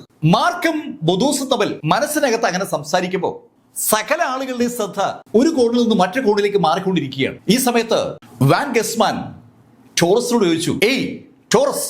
ഈ സമയത്ത് വാൻ ഗസ്മാൻ ടോറസിനോട് ചോദിക്കുകയാണ്, ചിരിച്ചുകൊണ്ടാണ് ചോദിക്കുന്നത്, ടോറസ്, ഇവരെയൊക്കെ ഉപദ്രവിക്കുമെങ്കിലും എന്നെ ഒന്നും ചെയ്യില്ലല്ലേ? വാൻ ഗസ്മാൻ, അതെന്ത് ചോദ്യമാണ് നിങ്ങൾ ഈ ചോദിക്കുന്നത്? നിങ്ങളെ ഞാനെങ്ങനെ വെറുതെ വിടും? അതുവരെ ചിരിച്ച് കളിച്ചു നിന്ന വാൻ ഗസ്മാന് ടോറസിന്റെ ആ ചോദ്യം കേട്ടപ്പോ അപകടം മണത്തു. അവനും അവന്റെ മാർഷൽ സെയിന്റുകളും സുരക്ഷിതരാണെന്നാണ് അവൻ ഇതുവരെയും ധരിച്ചിരുന്നത്. ഗൂഷിങ്ങുമായി ഒരു ടൈപ്പ് തന്നെ വാൻ ഗസ്മാൻ ഉണ്ടാക്കിയതാണ്. അതുകൊണ്ട് തന്നെ ഗൂഷിങ് തന്നെ സംരക്ഷിക്കുമെന്നാണ് വാൻ ഗസ്മാൻ കരുതിയത്. പക്ഷെ ഇപ്പോ ഗൂഷിങ്ങിന്റെ സഹായിയായി ഇപ്പോ ഗൂഷിങ്ങിനൊപ്പമുള്ള ടോറസ് ആ ധാരണയാണ് പൊളിക്കുന്നത്. അമ്പരന്ന് പോയ വാൻ ഗസ്മാൻ ഗൂഷിങ്ങിനെ നോക്കിയതും ഗൂഷിങ് ടോറസിനോട് ചോദിച്ചു, അല്ല ടോറസ്, അപ്പൊ ഞാനോ? ഗൂഷിങ്, നിന്നെ ഞാൻ ഇപ്പൊ ഒന്നും ചെയ്യില്ല, നിന്നെ കൊണ്ട് എനിക്ക് ഇനിയും കാര്യങ്ങൾ ചെയ്യാനുണ്ട്. പക്ഷേ ബാക്കിയുള്ള ആരെയും ഞാൻ ഇവിടെ നിന്ന് പോകാൻ അനുവദിക്കില്ല. വളരെ വ്യക്തമാണ് ഇപ്പോൾ ടോറസിന്റെ അഭിപ്രായം. വാൻ ഗസ്മാനും ഹാൻ കുടുംബത്തിന്റെ ആ വിക്ടർ ഉൾപ്പെടെ കോങ്യാനിക്കിന്റെ പിതാവ് ഉൾപ്പെടെയുള്ള ആ ആളുകൾ മുഴുവൻ കൊല്ലപ്പെടാൻ പോകുകയാണ്. അർത്ഥശങ്കയ്ക്ക് ഇടയില്ലാത്ത വിധം ഗൂഷിങ്ങിനോട് ടോറസ് അയാളുടെ ആശയം വ്യക്തമാക്കി. ഇത് കേട്ടുകൊണ്ട് നിൽക്കുകയാണ് സാക്ഷാൽ ലോർഡ് സീസർ. ലോർഡ് സീസർ പെട്ടെന്നാണ് ആ നിന്ന സ്ഥലത്ത് നിന്ന് ഗ്രൗണ്ടിലേക്ക് ചാടി വീഴുന്നത്. അതൊരു ഒന്നൊന്നര ചാട്ടമാണ്. ലോർഡ് സീസർ ചാടി വീണതും ശരിക്കും മുഴുവൻ ആളുകളുടെ ശ്രദ്ധ ലോർഡ് സീസറിലേക്കായി. ലോർഡ് സീസർ ചാടി വീണിരിക്കുന്നത് ആ അസ്ഥികൂടത്തിന്റെ മുന്നിലേക്കാണ്. ആ സമയത്ത് സാക്ഷാൽ ടോറസിന്റെ മുഖത്തും ഒരു അവാച്യമായ പുഞ്ചിരിയുണ്ട്. നമുക്ക് എന്താണ് അയാൾ ഉദ്ദേശിക്കുന്നത് തിരിച്ചറിയാൻ കഴിയാത്ത വിധത്തിൽ മനോഹരമായ ആ പുഞ്ചിരി ടോറസിന്റെ ആ കണ്ണുകളിലും മുഖത്തൊക്കെ അങ്ങനെ ദൃശ്യമാണ്. ടോറസ് കൗതുകത്തോടെ ലോർഡ് സീസർ നോക്കുമ്പോൾ ലോർഡ് സീസർ ആ അസ്ഥികൂടത്തിന് നേരെ കുതിക്കുകയാണ്. അത് കണ്ടതും ഗൂഷിങ് ഉറക്കെ ലോർഡ് സീസറെ വിളിച്ചു, അങ്കിൾ സീസർ, അരുത് അരുത്, പാടില്ല. അതൊന്നും മൈൻഡ് ചെയ്യാതെ ഗൂഷിങ്ങിന് ഒരു വിലയും കൊടുക്കാതെ സീസർ മുന്നോട്ട് കുതിച്ച് ഒരക്ഷയിടി. സെക്കൻഡ് മിസ്റ്റിക് വേൾഡിലെ ശക്തന്മാരിൽ ശക്തനായ ആ സൂപ്പർ മാർഷൽ സെയിന്റ് അതിശക്തമായ ഒരക്ഷ ഇടിയിടിച്ചതും ഒരു തീ പൊരി തന്നെ അവിടെ ചിതറി. ശരിക്കും ഒരു പ്രകാശ വിസ്ഫോടനം തന്നെ ആ ഭാഗത്തുണ്ടായി. പൊടിയും മണ്ണും ഒക്കെ സീസർ മുന്നോട്ട് കുതിക്കുമ്പോൾ സ്വാഭാവികമായിട്ടും അവിടെ ഉയർന്നു പൊങ്ങിയിരുന്നു. ആ പൊടിയും മണ്ണും തീയും പ്രകാശവും ശബ്ദവും പുകയും എല്ലാം കൂടെ അവിടെ ഒരു നിമിഷം ഒരു മറ തന്നെ സൃഷ്ടിച്ചു എന്ന് പറയാം. ആ മറ മാറുമ്പോൾ നമ്മൾ കാണുന്നത് ഏതാനും സ്റ്റെപ്പ് പുറകിലേക്ക് മാറിയിരിക്കുന്ന ആ അസ്ഥികൂടത്തെയും അതേപോലെ തന്നെ അത്രയും സ്റ്റെപ്പ് പുറകിലോട്ട് മാറിയിരിക്കുന്ന സാക്ഷാൽ സീസറയുമാണ്. സ്റ്റാർ സീസർ വല്ലാത്ത ദേഷ്യത്തോടെ ആ അസ്ഥികൂടത്തെ ഒന്ന് നോക്കുമ്പോൾ ആളുകളും ആ അസ്ഥികൂടത്തെ നോക്കുകയാണ്. ആ അസ്ഥികൂടത്തിന്റെ പുറത്ത് ഒരു തരത്തിലുമുള്ള പോറൽ പോലും സീസർക്ക് ഏൽപ്പിക്കാൻ പറ്റിയിട്ടില്ല. പക്ഷെ ആകെ സംഭവിച്ചിരിക്കുന്നത് ആ അസ്ഥികൂടത്തിനെ 3-4 സ്റ്റെപ്പ് പുറകിലോട്ട് ഒന്ന് തള്ളാൻ സ്റ്റാർ സീസർക്ക് പറ്റിയെന്നുള്ളതാണ്. വില്യം ബ്ലേക്ക് എന്ന ആ സീസർ രണ്ടാമതൊന്നും ആലോചിക്കാൻ നിൽക്കാതെ പിന്നെയും മുന്നോട്ട് കുതിച്ചു. ഇപ്രാവശ്യം അയാളുടെ കയ്യിൽ ശരിക്കും തീ ജ്വലിക്കുന്നുണ്ട്. അയാളുടെ സ്പിരിച്വൽ എനർജി അയാളുടെ ഇരു കൈകളിലേക്ക് കൊണ്ടുവന്നിരിക്കുകയാണ്. ആ ജ്വലിക്കുന്ന കൈകളുമായി മുന്നോട്ട് കുതിച്ച ആ സ്റ്റാർ സീസർ ശക്തമായ ഒരൊറ്റ പഞ്ച് വലത് കൈകൊണ്ടും അതേസമയം തന്നെ ഇടത് കൈകൊണ്ടും ആ അസ്ഥികൂടത്തെ പഞ്ച് ചെയ്ത സീസർ അവിടെ ഒരു പ്രകാശത്തിന്റെ തിരമാല തന്നെ സൃഷ്ടിച്ചു. ശരിക്കും ഒരു തീയുടെ മതിൽ തന്നെ അവിടെ ഉണ്ടാവുകയാണ്. ഏതാനും സെക്കൻഡ് കഴിഞ്ഞപ്പോൾ ആളുകൾക്ക് പിന്നെയും ആ കാഴ്ച കാണാം. ഒന്നും സംഭവിക്കാതെ ആ അസ്ഥികൂടം അവിടെ ഏതാനും സ്റ്റെപ്പ് മാറി നിൽപ്പുണ്ട്. അതേസമയത്ത് സീസർ ഒത്തിരി അടി പുറകോട്ട് മാറിയിരിക്കുകയാണ്. ശക്തനായ മാർഷൽ സെയിന്റ് സീസർക്ക് പോലും ഒന്നും ചെയ്യാൻ പറ്റാത്ത ഒരു സാഹചര്യമാണ് ഇതാ ഉണ്ടായിരിക്കുന്നത്. സീസർ പരാജയപ്പെട്ടാൽ ആ എൻറ്റയർ ആളുകളും പരാജയപ്പെട്ടതിന് തുല്യമാണ്. ആ യാഥാർത്ഥ്യം അവിടെയുള്ള മുഴുവൻ മാർഷൽ ആർട്ടിസ്റ്റുകൾക്കും നന്നായിട്ട് അറിയാം. അതുകൊണ്ട് തന്നെ ഭയം അവർ കൂടി വരികയാണ്. ഈ സമയത്തും ആ ലൈറ്റ് പതുക്കെ നടത്തുന്നൊക്കെ ഓരോ ആളുകളായി കൊല്ലപ്പെട്ടുകൊണ്ടിരിക്കുകയാണ്. കൊല്ലപ്പെടുന്ന ആളുകളുടെ എണ്ണം അങ്ങനെ കൂടിക്കൂടി വരുമ്പോൾ കരച്ചിലും ബഹളവും അതിനനുസരിച്ച് കൂടുന്നുണ്ട്. ശരിക്കും ഒരു കോലാഹലമാണ്. ഇതിനിടയിൽ പലരും ആ സ്റ്റേഡിയത്തിന്റെ വാതിലിലേക്കൊക്കെ ഓടിയെത്തിയെങ്കിലും ആർക്കും അത് ഭേദിക്കാൻ പറ്റുന്നില്ല. കാരണം ഒരു എനർജി ബാരിയറാണ് അവിടെ ഉണ്ടായിരിക്കുന്നത്. അദൃശ്യമായ ആ ബാരിയറിനെ അവർക്ക് തൊടാൻ പോലും പറ്റുന്നില്ല. അവർ ആ ബാരിയറിന്റെ അടുത്തേക്ക് എത്തുമ്പോൾ അവർ തള്ളപ്പെടുകയാണ്. ശരിക്കും ഒന്നും ചെയ്യാൻ പറ്റാത്ത ഒരു അവസ്ഥയിലേക്ക് മുഴുവൻ ആളുകൾ എത്തിയിരിക്കുകയാണ്. മാർക്ക് ഫെല്ലറും യാവമെങ്ങും കോങ് യാനിക്കും ചാങ് മാങ്ങും എന്നുവേണ്ട സകലരും ആകെ നിസ്സഹാരായി അങ്ങനെ നോക്കി നിൽക്കുമ്പോൾ സ്റ്റാർ സീസർ അയാളുടെ കൈ ഒന്ന് ഉയർത്തി. സ്റ്റാർ സീസർ അയാളുടെ കൈ ഒന്ന് ഉയർത്തിയതും അയാളുടെ ആ ഫിസിക്കൽ കൈയുടെ മുകളിലായി ഒരു അദൃശ്യമായ കൈ രൂപപ്പെട്ടു. ഒരു വലിയ കൈ, ആ മാജിക്കൽ കൈ രൂപപ്പെടുന്ന കണ്ടതും ടോറസിന്റെ മുഖത്തുനിന്ന് ആ പുഞ്ചിരി സാവധാനം മാഞ്ഞു തുടങ്ങി. സീസർ അയാളുടെ ഇന്ത്യയുടെ എനർജി പൂർണ്ണമായും എടുത്ത് ഉപയോഗിക്കാൻ പോവുകയാണെന്നൊരു തോന്നൽ ടോറസ് ഉണ്ടെന്ന് അർത്ഥം. ടോറസിന്റെ കണ്ണുകളിൽ പക്ഷേ ആ കൗതുകം ഇപ്പോഴും ഉണ്ട്. സീസർ ശരിക്കും വൻ വലിപ്പത്തിലേക്ക് രൂപപ്പെട്ടു കഴിഞ്ഞാൽ ആ കൈ കൊണ്ട് അതിശക്തമായ ഒരു അറ്റയാടി ആ അസ്ഥികൂടത്തിന്റെ തല ലക്ഷ്യമാക്കിക്കൊണ്ട് ആ കൈ ആഞ്ഞ് താഴെ പതിക്കുമ്പോൾ ചെടി മുഴുവൻ ആകെ കോരിത്തരിച്ചതുപോലെയായി. അതിന്റെ കാരണം ആ കൈ പതിഞ്ഞ സ്ഥലത്ത് ഇപ്പോ ആ അസ്ഥികൂടത്തെ കാണാത്തതാണ്. പൊടി പടലങ്ങളൊക്കെ ഒന്ന് അടങ്ങിയപ്പോൾ ആളുകൾക്ക് ആ മൺകൂനയിൽ നിന്ന് പുറത്തേക്ക് വരുന്ന ആ അസ്ഥികൂടത്തെ വ്യക്തമായി കാണാം. അതിന്റെ പുറത്ത് ഒന്നും സംഭവിച്ചിട്ടില്ല. കുറച്ച് പൊടിയൊക്കെ അതിന്റെ പുറത്ത് പറ്റിയെന്ന് മാത്രം. ആ അസ്ഥികൂടത്തെ അടിച്ച് താഴെ ഇട്ടിട്ടും അതിന്റെ ഒരു ചെറു വിരല് പോലും ഒടിക്കാൻ സീസർക്ക് പറ്റിയിട്ടില്ല. സീസർ ശരിക്കും ദേഷ്യത്തിലാണ്. ആ ദേഷ്യം കണ്ടതും ടോറസ് ചിരിച്ചു. ഏയ് സീസർ, നിങ്ങൾ സമർത്ഥനായ ഒരു മാർഷൽ സെയിന്റ് ആണ്. നിങ്ങളുടെ ഈ സാമർഥ്യം എനിക്ക് എന്തായാലും ഇഷ്ടമായി.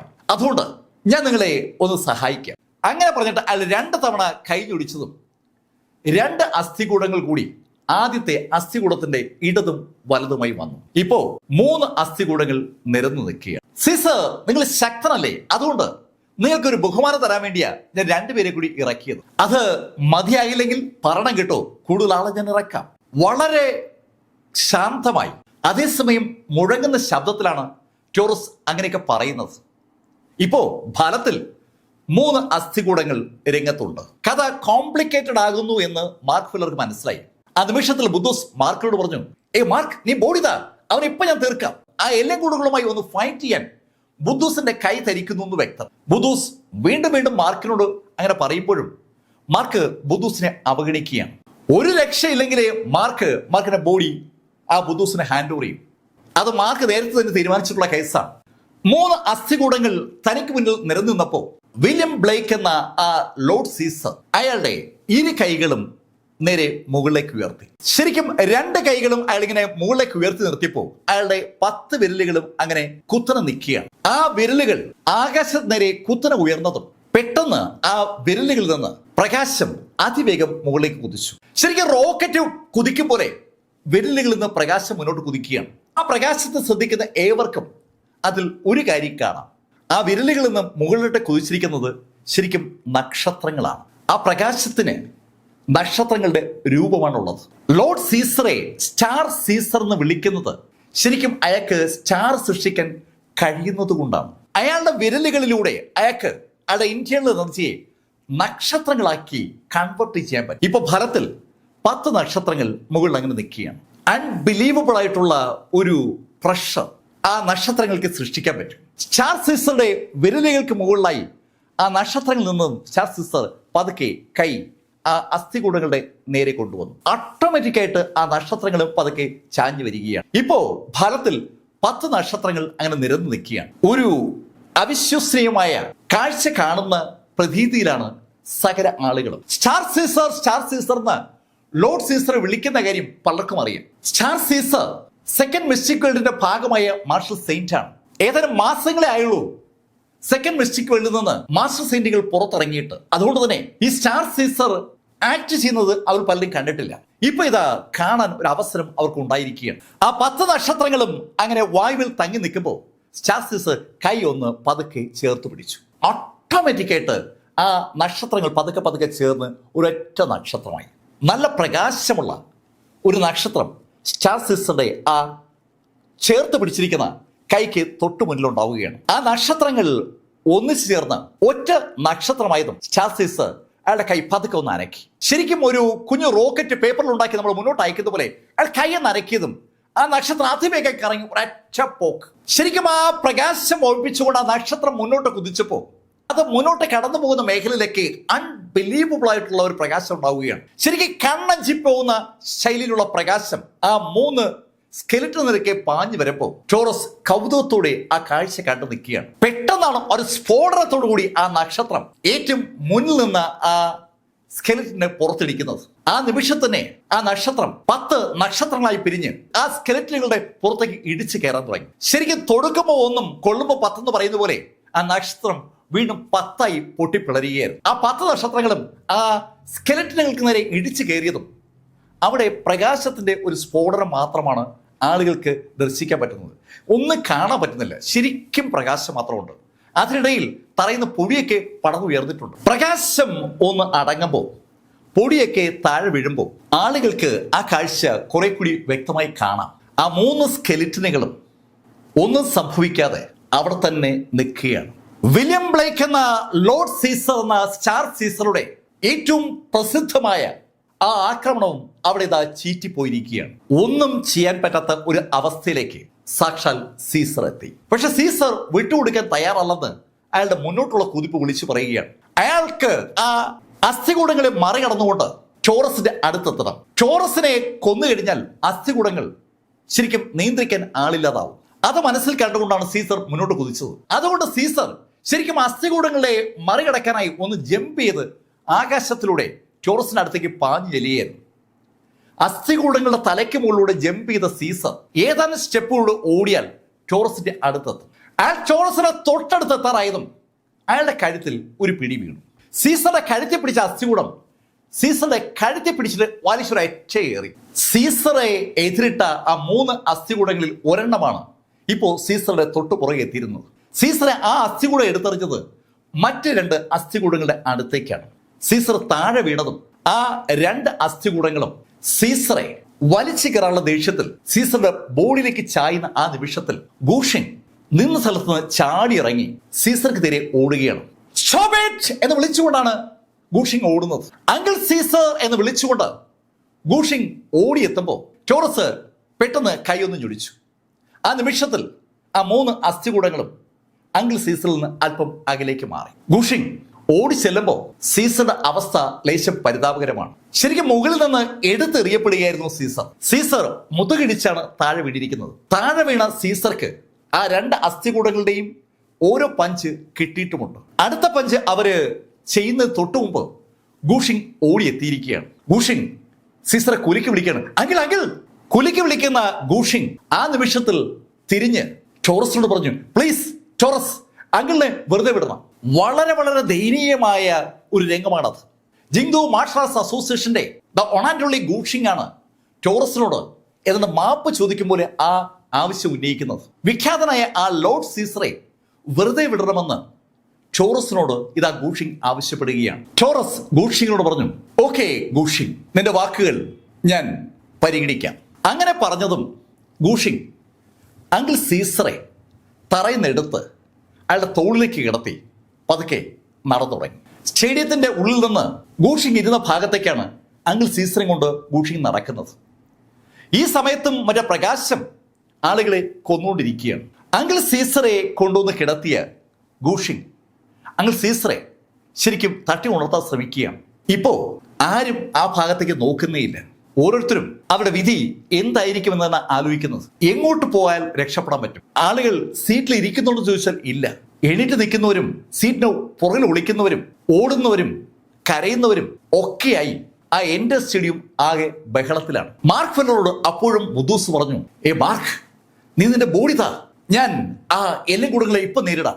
ബുദൂസിന്റെ ആ ആവശ്യത്തെ മൈൻഡ് ചെയ്യാതെ മാർക്ക് ഫെല്ലർ പെട്ടെന്ന് മുന്നോട്ട് കയറി. ആരും ഗ്രൗണ്ടിൽ ഇറങ്ങുന്നില്ല. ഗ്രൗണ്ടിൽ ആ 3 അസ്ഥികൂടങ്ങൾ മാത്രമേ ഉള്ളൂ. ഗ്രൗണ്ടിലേക്ക് പെട്ടെന്ന് മാർക്ക് ഫെല്ലർ ഇറങ്ങിയതും എൻറ്റയർ ആളുകളുടെ ശ്രദ്ധയും മാർക്ക് ഫെല്ലറിലേക്കായി. ജിനേവോ ബ്ലാക്കും മാർക്കിനെ കണ്ടു. ഹേയ്, ഇവൻ എന്താ ഈ കാണിക്കാൻ പോകുന്നത്? ലോർഡ് സീസർക്ക് പറ്റാത്തത് ഇവന് പറ്റൂ. അങ്ങനെ ജിനേവോ അടുത്തേക്കുന്ന ആളോട് ചോദിക്കുമ്പോൾ അയാളും ആ ചോദ്യം തിരിച്ചു ചോദിക്കുകയാണ്. അതെ, ഇവ എന്താ കാണിക്കുന്നത്? വാൻ ഗസ്മാന്റെ മുഖത്ത് ഒരു കൗതുകം. മാർക്കിനെ കൊല്ലാനായി അയാൾ അനവധി തവണ ശ്രമിച്ചതാണ്. അപ്പോഴൊക്കെ പരാജയമാണ് അയാൾക്ക് ലഭിച്ചത്. ഇതാ വാൻ ഗസ്മാന്റെ കൺമുന്നിൽ വെച്ച് മാർക്ക് ഫെല്ലർ കൊല്ലപ്പെടാൻ പോവുകയാണ്. അതിൻ്റെതായ ഒരു സന്തോഷം വാൻ ഗസ്മാന്റെ കണ്ണിലുണ്ട്. അയാൾ കൗതുകത്തോടെ മാർക്ക് ഫെല്ലർ നോക്കുമ്പോൾ മാർക്ക് ആ അസ്ഥികൂടങ്ങളുടെ മുന്നിലെത്തി. ആ അസ്ഥികൂടങ്ങളും മാർക്കും മാത്രമാണ് ഗ്രൗണ്ടിലുള്ളത്. ബാക്കി മുഴുവൻ ആളുകളും ആ പടിക്കെട്ടുകളിലും കസേരകളിലുമാണ്. സകല ആളുകളുടെയും കണ്ണുകൾ ഗ്രൗണ്ടിൽ ഫോക്കസ് ചെയ്യുമ്പോൾ മാർക്കിന്റെ ബോഡിയിൽ നിന്ന് സാവധാനം ഒരു സുവർണ പ്രകാശം പുറത്തേക്ക് വന്നു തുടങ്ങി. മാർക്കിന്റെ ബോഡി മുഴുവൻ ആ സുവർണ പ്രകാശത്തിൽ കുളിക്കുകയാണ്. ആ സുവർണ പ്രകാശത്തിൽ കുളിച്ച മാർക്ക് തന്റെ ശക്തി മുഴുവൻ വലത് കൈയിലേക്ക് ആവഹിച്ചിട്ട് മുന്നോട്ട് കുതിച്ച് ഏറ്റവും മുന്നിലുള്ള ആ അസ്ഥി കൊടുത്ത് നോക്കി ഒരൊറ്റ punch. Absolute beginning Sacred fist എന്നുള്ള മാർക്കിന്റെ ആ അൺബിലീവബിൾ ആയിട്ടുള്ള ആ സംഭവമാണ് മാർക്ക് ഇവിടെ ഉപയോഗിച്ചത്. ഇടി സ്വാഭാവികമായിട്ടും ഒരു തീയും പുകയും പ്രശ്നങ്ങളൊക്കെ ഉണ്ടാക്കി. പക്ഷെ അത് ഏതാണ്ട് സെക്കൻഡുകളെ ഉണ്ടായിരുന്നുള്ളൂ. ആളുകൾ ശരിക്കും ആ പ്രകാശം ഒന്ന് മാറിയപ്പോൾ കൃത്യമായി ആ കാഴ്ച കണ്ടു. മാർക്ക് ഫെല്ലർ ഒത്തിരി പുറകോട്ട് മാറിയിരിക്കുകയാണ്. ആ ഇടിയേറ്റ് അസ്ഥികൂടത്തിന് കുഴപ്പമൊന്നുമില്ല. പക്ഷെ മാർക്ക് വിടാൻ തയ്യാറല്ല. മാർക്ക് പിന്നെയും മുന്നോട്ട് കുതിച്ചു. വീണ്ടും മാർക്ക് ആഞ്ഞിടിച്ചു. ഒരു രക്ഷയില്ല. മാർക്ക് ഏകദേശം 4-5 മിനിറ്റ് ആ എല്ലും കൂടുകളെ മാറി തിരിഞ്ഞിടിച്ചെങ്കിലും ഒന്നും സംഭവിച്ചില്ല. ഈ സമയത്ത് ബുദൂസ് മാർക്കിനോട് പറഞ്ഞു, മാർക്ക്, നീ നിന്റെ ബോഡി എനിക്ക് താ, യുവമാരെ എന്ത് ചെയ്യണമെന്ന് എനിക്കറിയാം. അങ്ങനെ ബുദൂസ് പറയുമ്പോൾ മാർക്ക് ഒരു ശബ്ദം കേട്ടു. മാർക്ക്, വാളെടുക്ക്. ആ ശബ്ദത്തിന്റെ ഉടമയെ മാർക്കിന് അറിയാം. മാർക്ക് കൺകൊണ്ടുകൊണ്ട് മീശയെ കണ്ടു. മാർക്കിന്റെ കയ്യിലുള്ള ആ ബ്രോൺസ് സോഡ് എടുക്കാനാണ് മാർക്കിനോട് മീശ ആവശ്യപ്പെടുന്നത്. മുന്നിൽ കാണുന്ന ആ അസ്ഥികൂടങ്ങളെ മാർക്ക് ഇടിച്ചതുകൊണ്ട് ഒരു കാര്യമില്ല. മാർക്ക് ആ അസ്ഥികൂടങ്ങളെ ഇടിക്കുമ്പോൾ ആ അസ്ഥികൂടങ്ങൾ ഇടിയേറ്റ് വെറുതെ നിൽക്കുന്നതല്ലാതെ മാർക്കിനെ ആക്രമിച്ചു തുടങ്ങിയിട്ടില്ല. അവർക്ക് ആക്രമിക്കാനുള്ള ആജ്ഞ ടോറസ് കൊടുത്താൽ ആ നിമിഷം ആ അസ്ഥികൂടങ്ങൾ മാർക്കിനെ വലിച്ചു കീറും. ആ കാര്യം മീശയ്ക്ക് അറിയാം.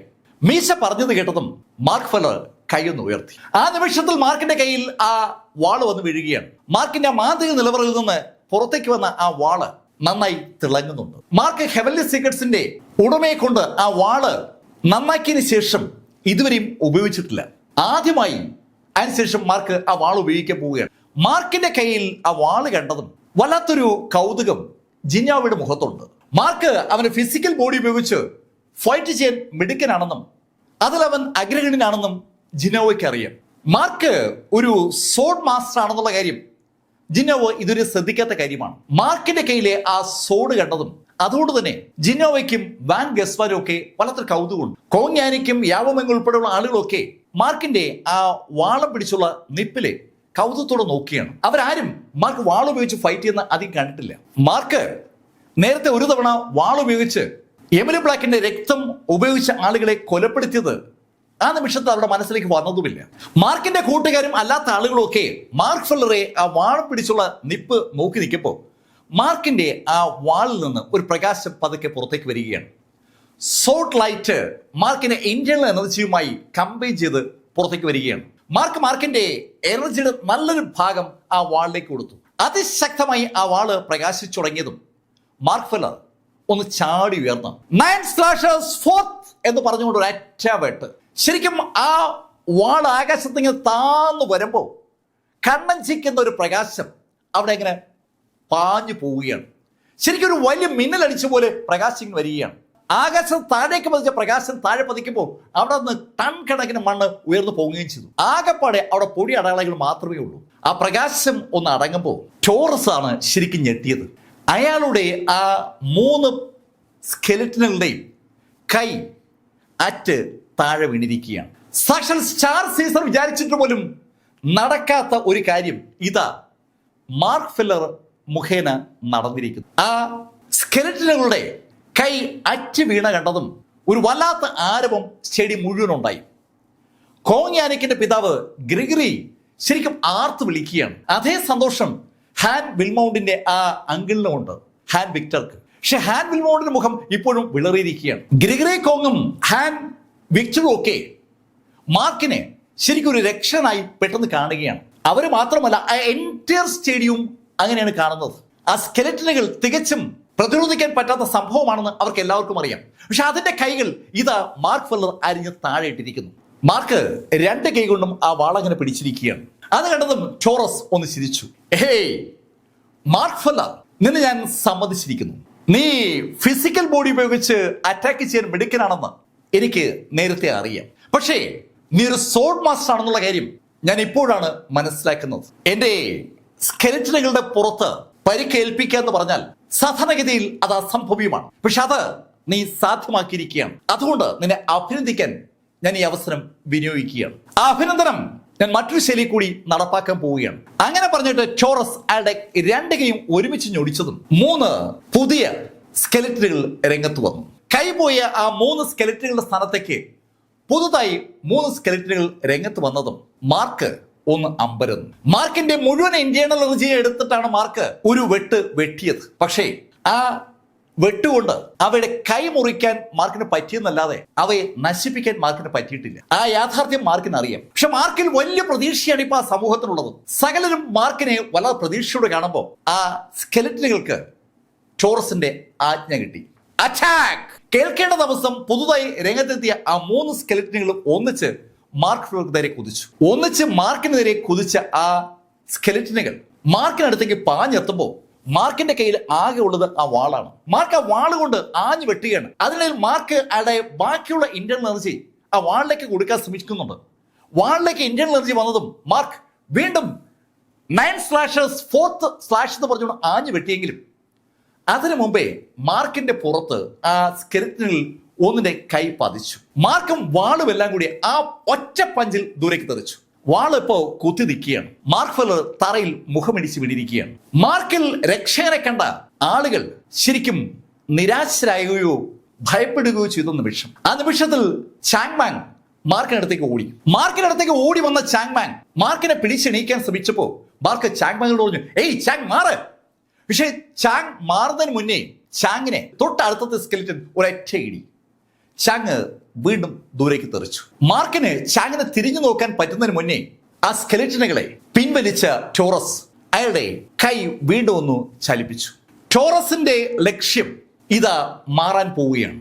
ഇതുവരെ ആ പ്രകാശ ബീമുകൾ ഉപയോഗിച്ച് മാത്രം ആളുകളെ കൊലപ്പെടുത്തിക്കൊണ്ടിരുന്ന ടോറസ് മാർക്കിനെ കൊല്ലാനായി അയാളുടെ ആ പഴയ തന്ത്രം ഉപയോഗിക്കുകയാണ്. അയാളുടെ ആ സ്ലീവിൽ നിന്ന് പുറത്തേക്ക് വന്ന ആ കറുത്ത പുക പെട്ടെന്നാണ് 2 തലകളായി മാറിയത്. മാർക്കിനെതിരെ ആ തലകൾ അതിവേഗം പാഞ്ഞു വരികയാണ്. തനിക്ക് നേരെ പാഞ്ഞു വരുന്ന ആ തലകളെ മാർക്ക് ഫെല്ലറും കണ്ടു. ആ തലകൾ മാർക്കിന്റെ ഡിവൈൻ സെൻസ് വലിച്ചെടുക്കാനാണ് മാർക്കിന്റെ അടുത്തേക്ക് പാഞ്ഞു വരുന്നത്. മാർക്കിന് ആ തലകളെ എതിരിടാനായി ഇപ്പോൾ കയ്യിൽ വാളുമില്ല. വാള് തെറിച്ച് തറയിൽ കുത്തി നിൽക്കുകയാണ്. ആ കുത്തി നിൽക്കുന്ന വാളിലേക്ക് നോക്കിയ മാർക്ക് പെട്ടെന്ന് മുന്നോട്ട് കുതിച്ച് ആ വാള് വലിച്ചെടുക്കാൻ നോക്കുമ്പോഴേക്കും ആ തലകൾ മാർക്കിന്റെ അടുത്തെത്തിക്കഴിഞ്ഞു. മാർക്ക് പെട്ടെന്ന് ആ വാൾ വലിച്ചൂരി തലയ്ക്ക് മുകളിലേക്ക് ആഞ്ഞു പിടിച്ചു. തലയിലേക്ക് വരുന്ന ആ തലയെ വാളുകൊണ്ട് വെട്ടാനുള്ള ശ്രമത്തിലാണ് മാർക്ക്. ആ സമയത്ത് ടോറസ് വീണ്ടും കൈ അനക്കി കഴിഞ്ഞിരുന്നു. ആ സമയത്ത് വീണ്ടും കൈ അനക്കിയിരുന്ന ടോറസിന്റെ ബോഡിയിൽ നിന്ന് വീണ്ടും കറുത്ത പുകകൾ തലകളായി രൂപപ്പെട്ട് മാർക്കിനെ വളഞ്ഞു. ഇപ്പോ ഒരു ഡസനോളം തലകളാ മാർക്കിനെ വളഞ്ഞിരിക്കുന്നത്. ഇതിനിടയിൽ മാർക്കിന്റെ കയ്യിൽ നിന്ന് ആ വാള് തെറിക്കുകയും ചെയ്തു. മാർക്ക് പൂർണ്ണമായി ആ തലകളാൽ വളയപ്പെട്ടിരിക്കുകയാണ്. മാർക്കിനെ ആക്രമിക്കുന്ന തലകൾ മാർക്കിന്റെ തലയിലേക്ക് ആഞ്ഞ് ആക്രമിച്ചതും ആ തല തെറിച്ചതും ഒരേ നിമിഷത്തിലാണ്. മാർക്കിന്റെ തലയ്ക്കകത്തുള്ള സാക്ഷാൽ ബുദ്ധൂസ് മാർക്കിന്റെ ഡിവൈൻ സെൻസിനെ ആക്രമിക്കാൻ വന്ന ആ സെൻസിനെ ഒരൊറ്റ ഇടിയിടിച്ചതാണ്.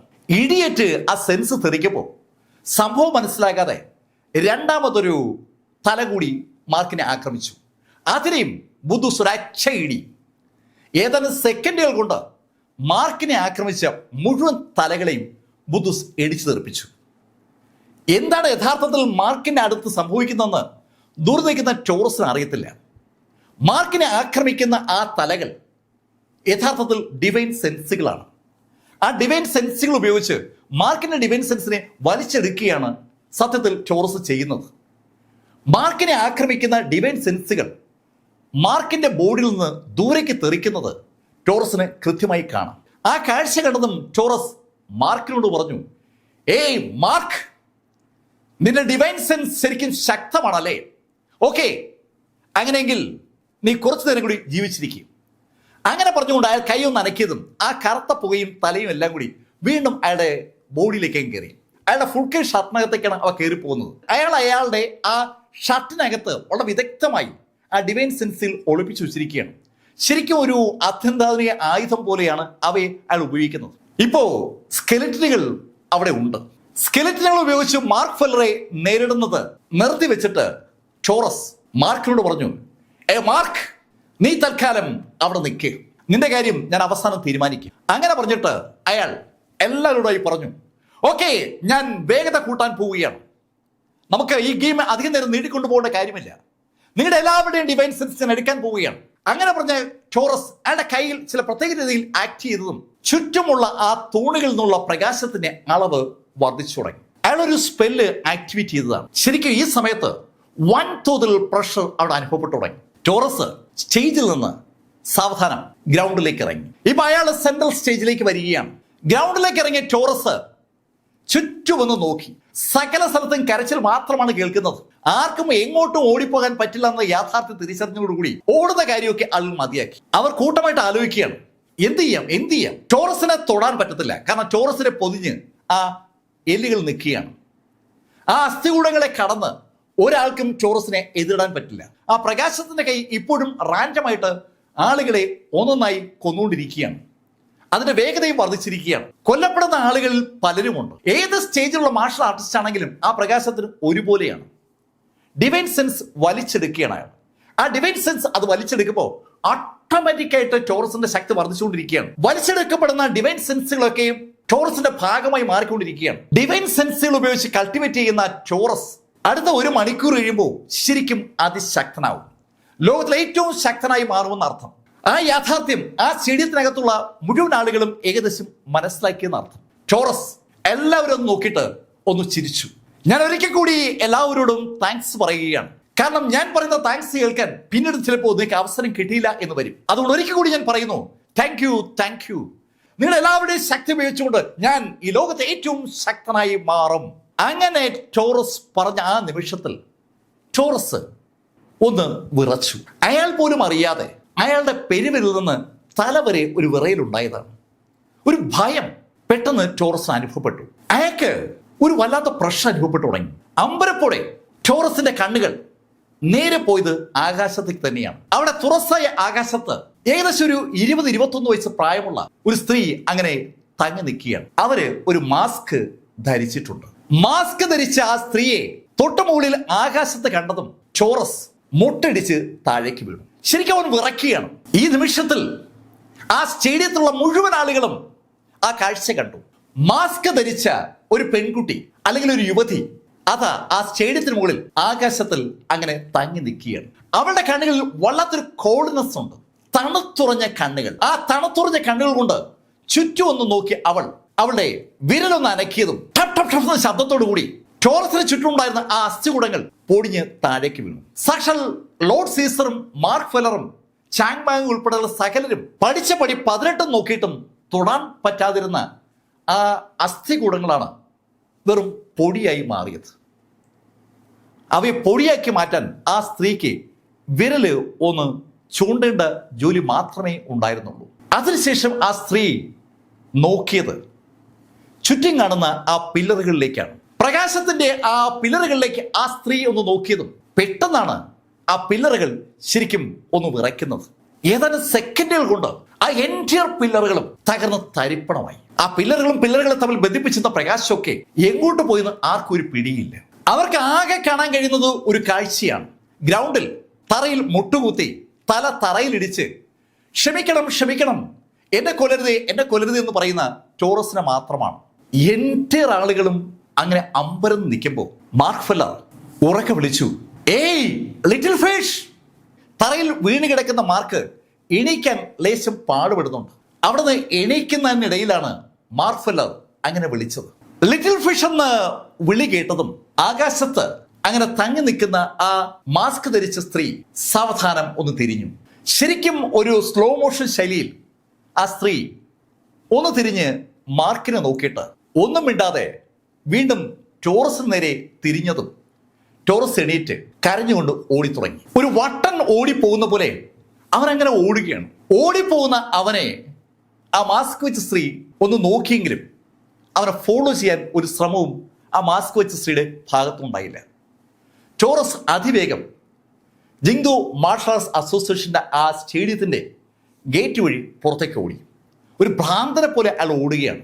ആ ഓടിപ്പോകുന്ന ടോറസിനെ ഒരു നിമിഷം ഒന്ന് നോക്കി നിന്നിട്ട് ആ മാസ്ക് വെച്ച സ്ത്രീ അതിവേഗം ആകാശത്തൂടെ അങ്ങ് പാഞ്ഞുപോയി. ആ സമയത്ത് മാർക്ക് ഒരിക്കൽ കൂടി വിളിക്കാൻ ശ്രമിച്ചു ലിറ്റിൽ ഫിഷ് എന്ന്. പക്ഷേ അതിന് മറുപടി കൊടുക്കാതെ ആ സ്ത്രീ പെട്ടെന്ന് അപ്രത്യക്ഷമായി.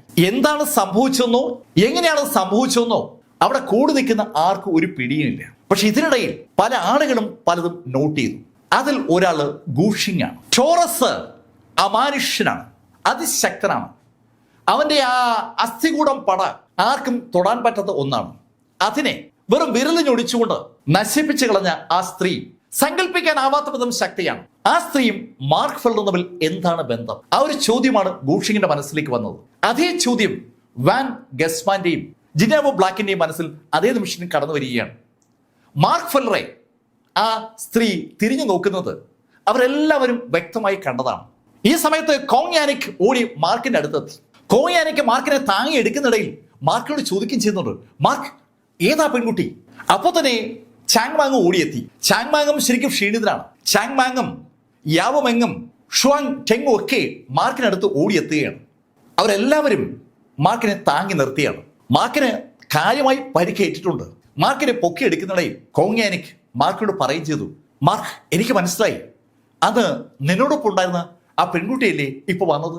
അവള് അതിശക്തിയാണല്ലോ. കോങ് യാനിക് പറഞ്ഞ ആ വാക്കുകൾ യാവമെങ്ങിന്റെയും അതുപോലെ അവിടെ കൂടി നിൽക്കുന്ന പലരുടെയും മനസ്സിലുണ്ട്. ഈ നിമിഷത്തിലാണ് ആ സ്റ്റേഡിയത്തിൽ പല ഭാഗത്തായി ഉണ്ടായിരുന്ന ആളുകൾ അവിടെ താഴെ ഗ്രൗണ്ടിലേക്ക് ഓടി ഇറങ്ങുന്നത്. അവരൊക്കെ ഓടി മാർക്കിനടുത്തേക്ക് വന്നു. സകലരും മാർക്കിനോട് താങ്ക്സ് പറയുകയാണ്. ശരിക്കും ഏതാനും നിമിഷങ്ങൾ കൊണ്ട് മാർക്ക് ഒരു ഹീറോ ആയി മാറി എന്ന് പറഞ്ഞാൽ മതിയല്ലോ. ആ കൂടി നിൽക്കുന്ന മുഴുവൻ ആളുകളുടെയും ജീവൻ രക്ഷിച്ചതിൽ മാർക്കിന് ഒരു പങ്കുണ്ടെന്ന് അവർക്കൊക്കെ വ്യക്തമായി അറിയാം. കാരണം അവിടെ പ്രത്യക്ഷപ്പെട്ട് അവർ മുഴുവൻ രക്ഷിച്ച ആ സ്ത്രീ മാർക്കിനെ ഒന്ന് നോക്കിയത് അവരെല്ലാം കണ്ടതാണ്. മാർക്കും ആ സ്ത്രീയും തമ്മിലുള്ള ഒരു ബന്ധമാണ് അവരെ രക്ഷിക്കാൻ ആ സ്ത്രീയെ പ്രേരിപ്പിച്ചെന്നുള്ള കാര്യത്തിൽ അവർക്കൊക്കെ സംശയമില്ല. മാർക്ക് കോങ് യാനിക്കിനോട് പറഞ്ഞു, കോങ് എന്നെ പീസ് മൗണ്ടനിലേക്ക് കൊണ്ടുപോകും. മാർക്കിന് ശരിക്കും ഗുരുതരമായി പരിക്കേറ്റിരിക്കുകയാണ്. അവിടെ നിന്ന് എത്രയും പെട്ടെന്ന് പീസ് മൗണ്ടനിലേക്ക് പോയാലേ മാർക്കിന് റെസ്റ്റ് എടുക്കാൻ പറ്റും. മാർക്കിനെ കൊണ്ട് ആ ടീം അതിവേഗം പീസ് മൗണ്ടനിലേക്ക് തിരിച്ചു. ഈ നിമിഷത്തിൽ സാക്ഷാൽ ഗൂഷിങ് സീസറെയും കൊണ്ട് ജിങ്ദു മാർഷൽസ് അസോസിയേഷനിൽ പോയിരിക്കുകയാണ്. സീസർക്കും കാര്യമായി പരിക്കേറ്റിട്ടുണ്ട്. ജിനാവോ ബ്ലാക്ക് കടന്നു പോകുന്ന മാർക്ക് ഫെല്ലറെയും ഗൂഷിങ്ങിനെയും അങ്ങനെ നോക്കി നിൽക്കുമ്പോൾ ജിനാവോയുടെ അടുത്തേക്ക് വന്ന വാൻ ഗസ്മാൻ ജിനാവോട് ചോദിച്ചു, ജിനാവോ, ഏതാണ് ആ പെൺകുട്ടി? വാൻ ഗസ്മാന്റെ ആ ചോദ്യം കേട്ടപ്പോൾ ജിനാവോ തിരിഞ്ഞ് വാൻ ഗസ്മാനെ നോക്കി. ജിനാവോയുടെ മനസ്സിലുള്ള അതേ ചോദ്യമാണ് വാൻ ഗസ്മാൻ ജിനാവോട് ചോദിക്കുന്നത്. പക്ഷേ രണ്ടുപേർക്കും അതിന് ഉത്തരം അറിയില്ല. പക്ഷെ രണ്ടുപേർക്കും അറിയാവുന്ന ഒരു ഉത്തരം അതിനകത്തുണ്ട്. ആ പെൺകുട്ടിക്ക് മാർക്ക് ഫെല്ലറുമായി ബന്ധമുണ്ട്. കഥയുടെ ഈ ഭാഗം ഞാനിവിടെ അവസാനിപ്പിക്കുന്നു. അടുത്ത ഭാഗവുമായി അടുത്ത ദിവസം നമുക്ക് വീണ്ടും കാണാം. ഇതുവരെ മാർക്ക് ഫെല്ലറുടെ കഥ നിങ്ങളോട് പറഞ്ഞത് ലൈഫിൽ നിന്ന് BS ചന്ദ്രമോഹൻ. കമന്റുകൾ ചെയ്യുക. Thank you.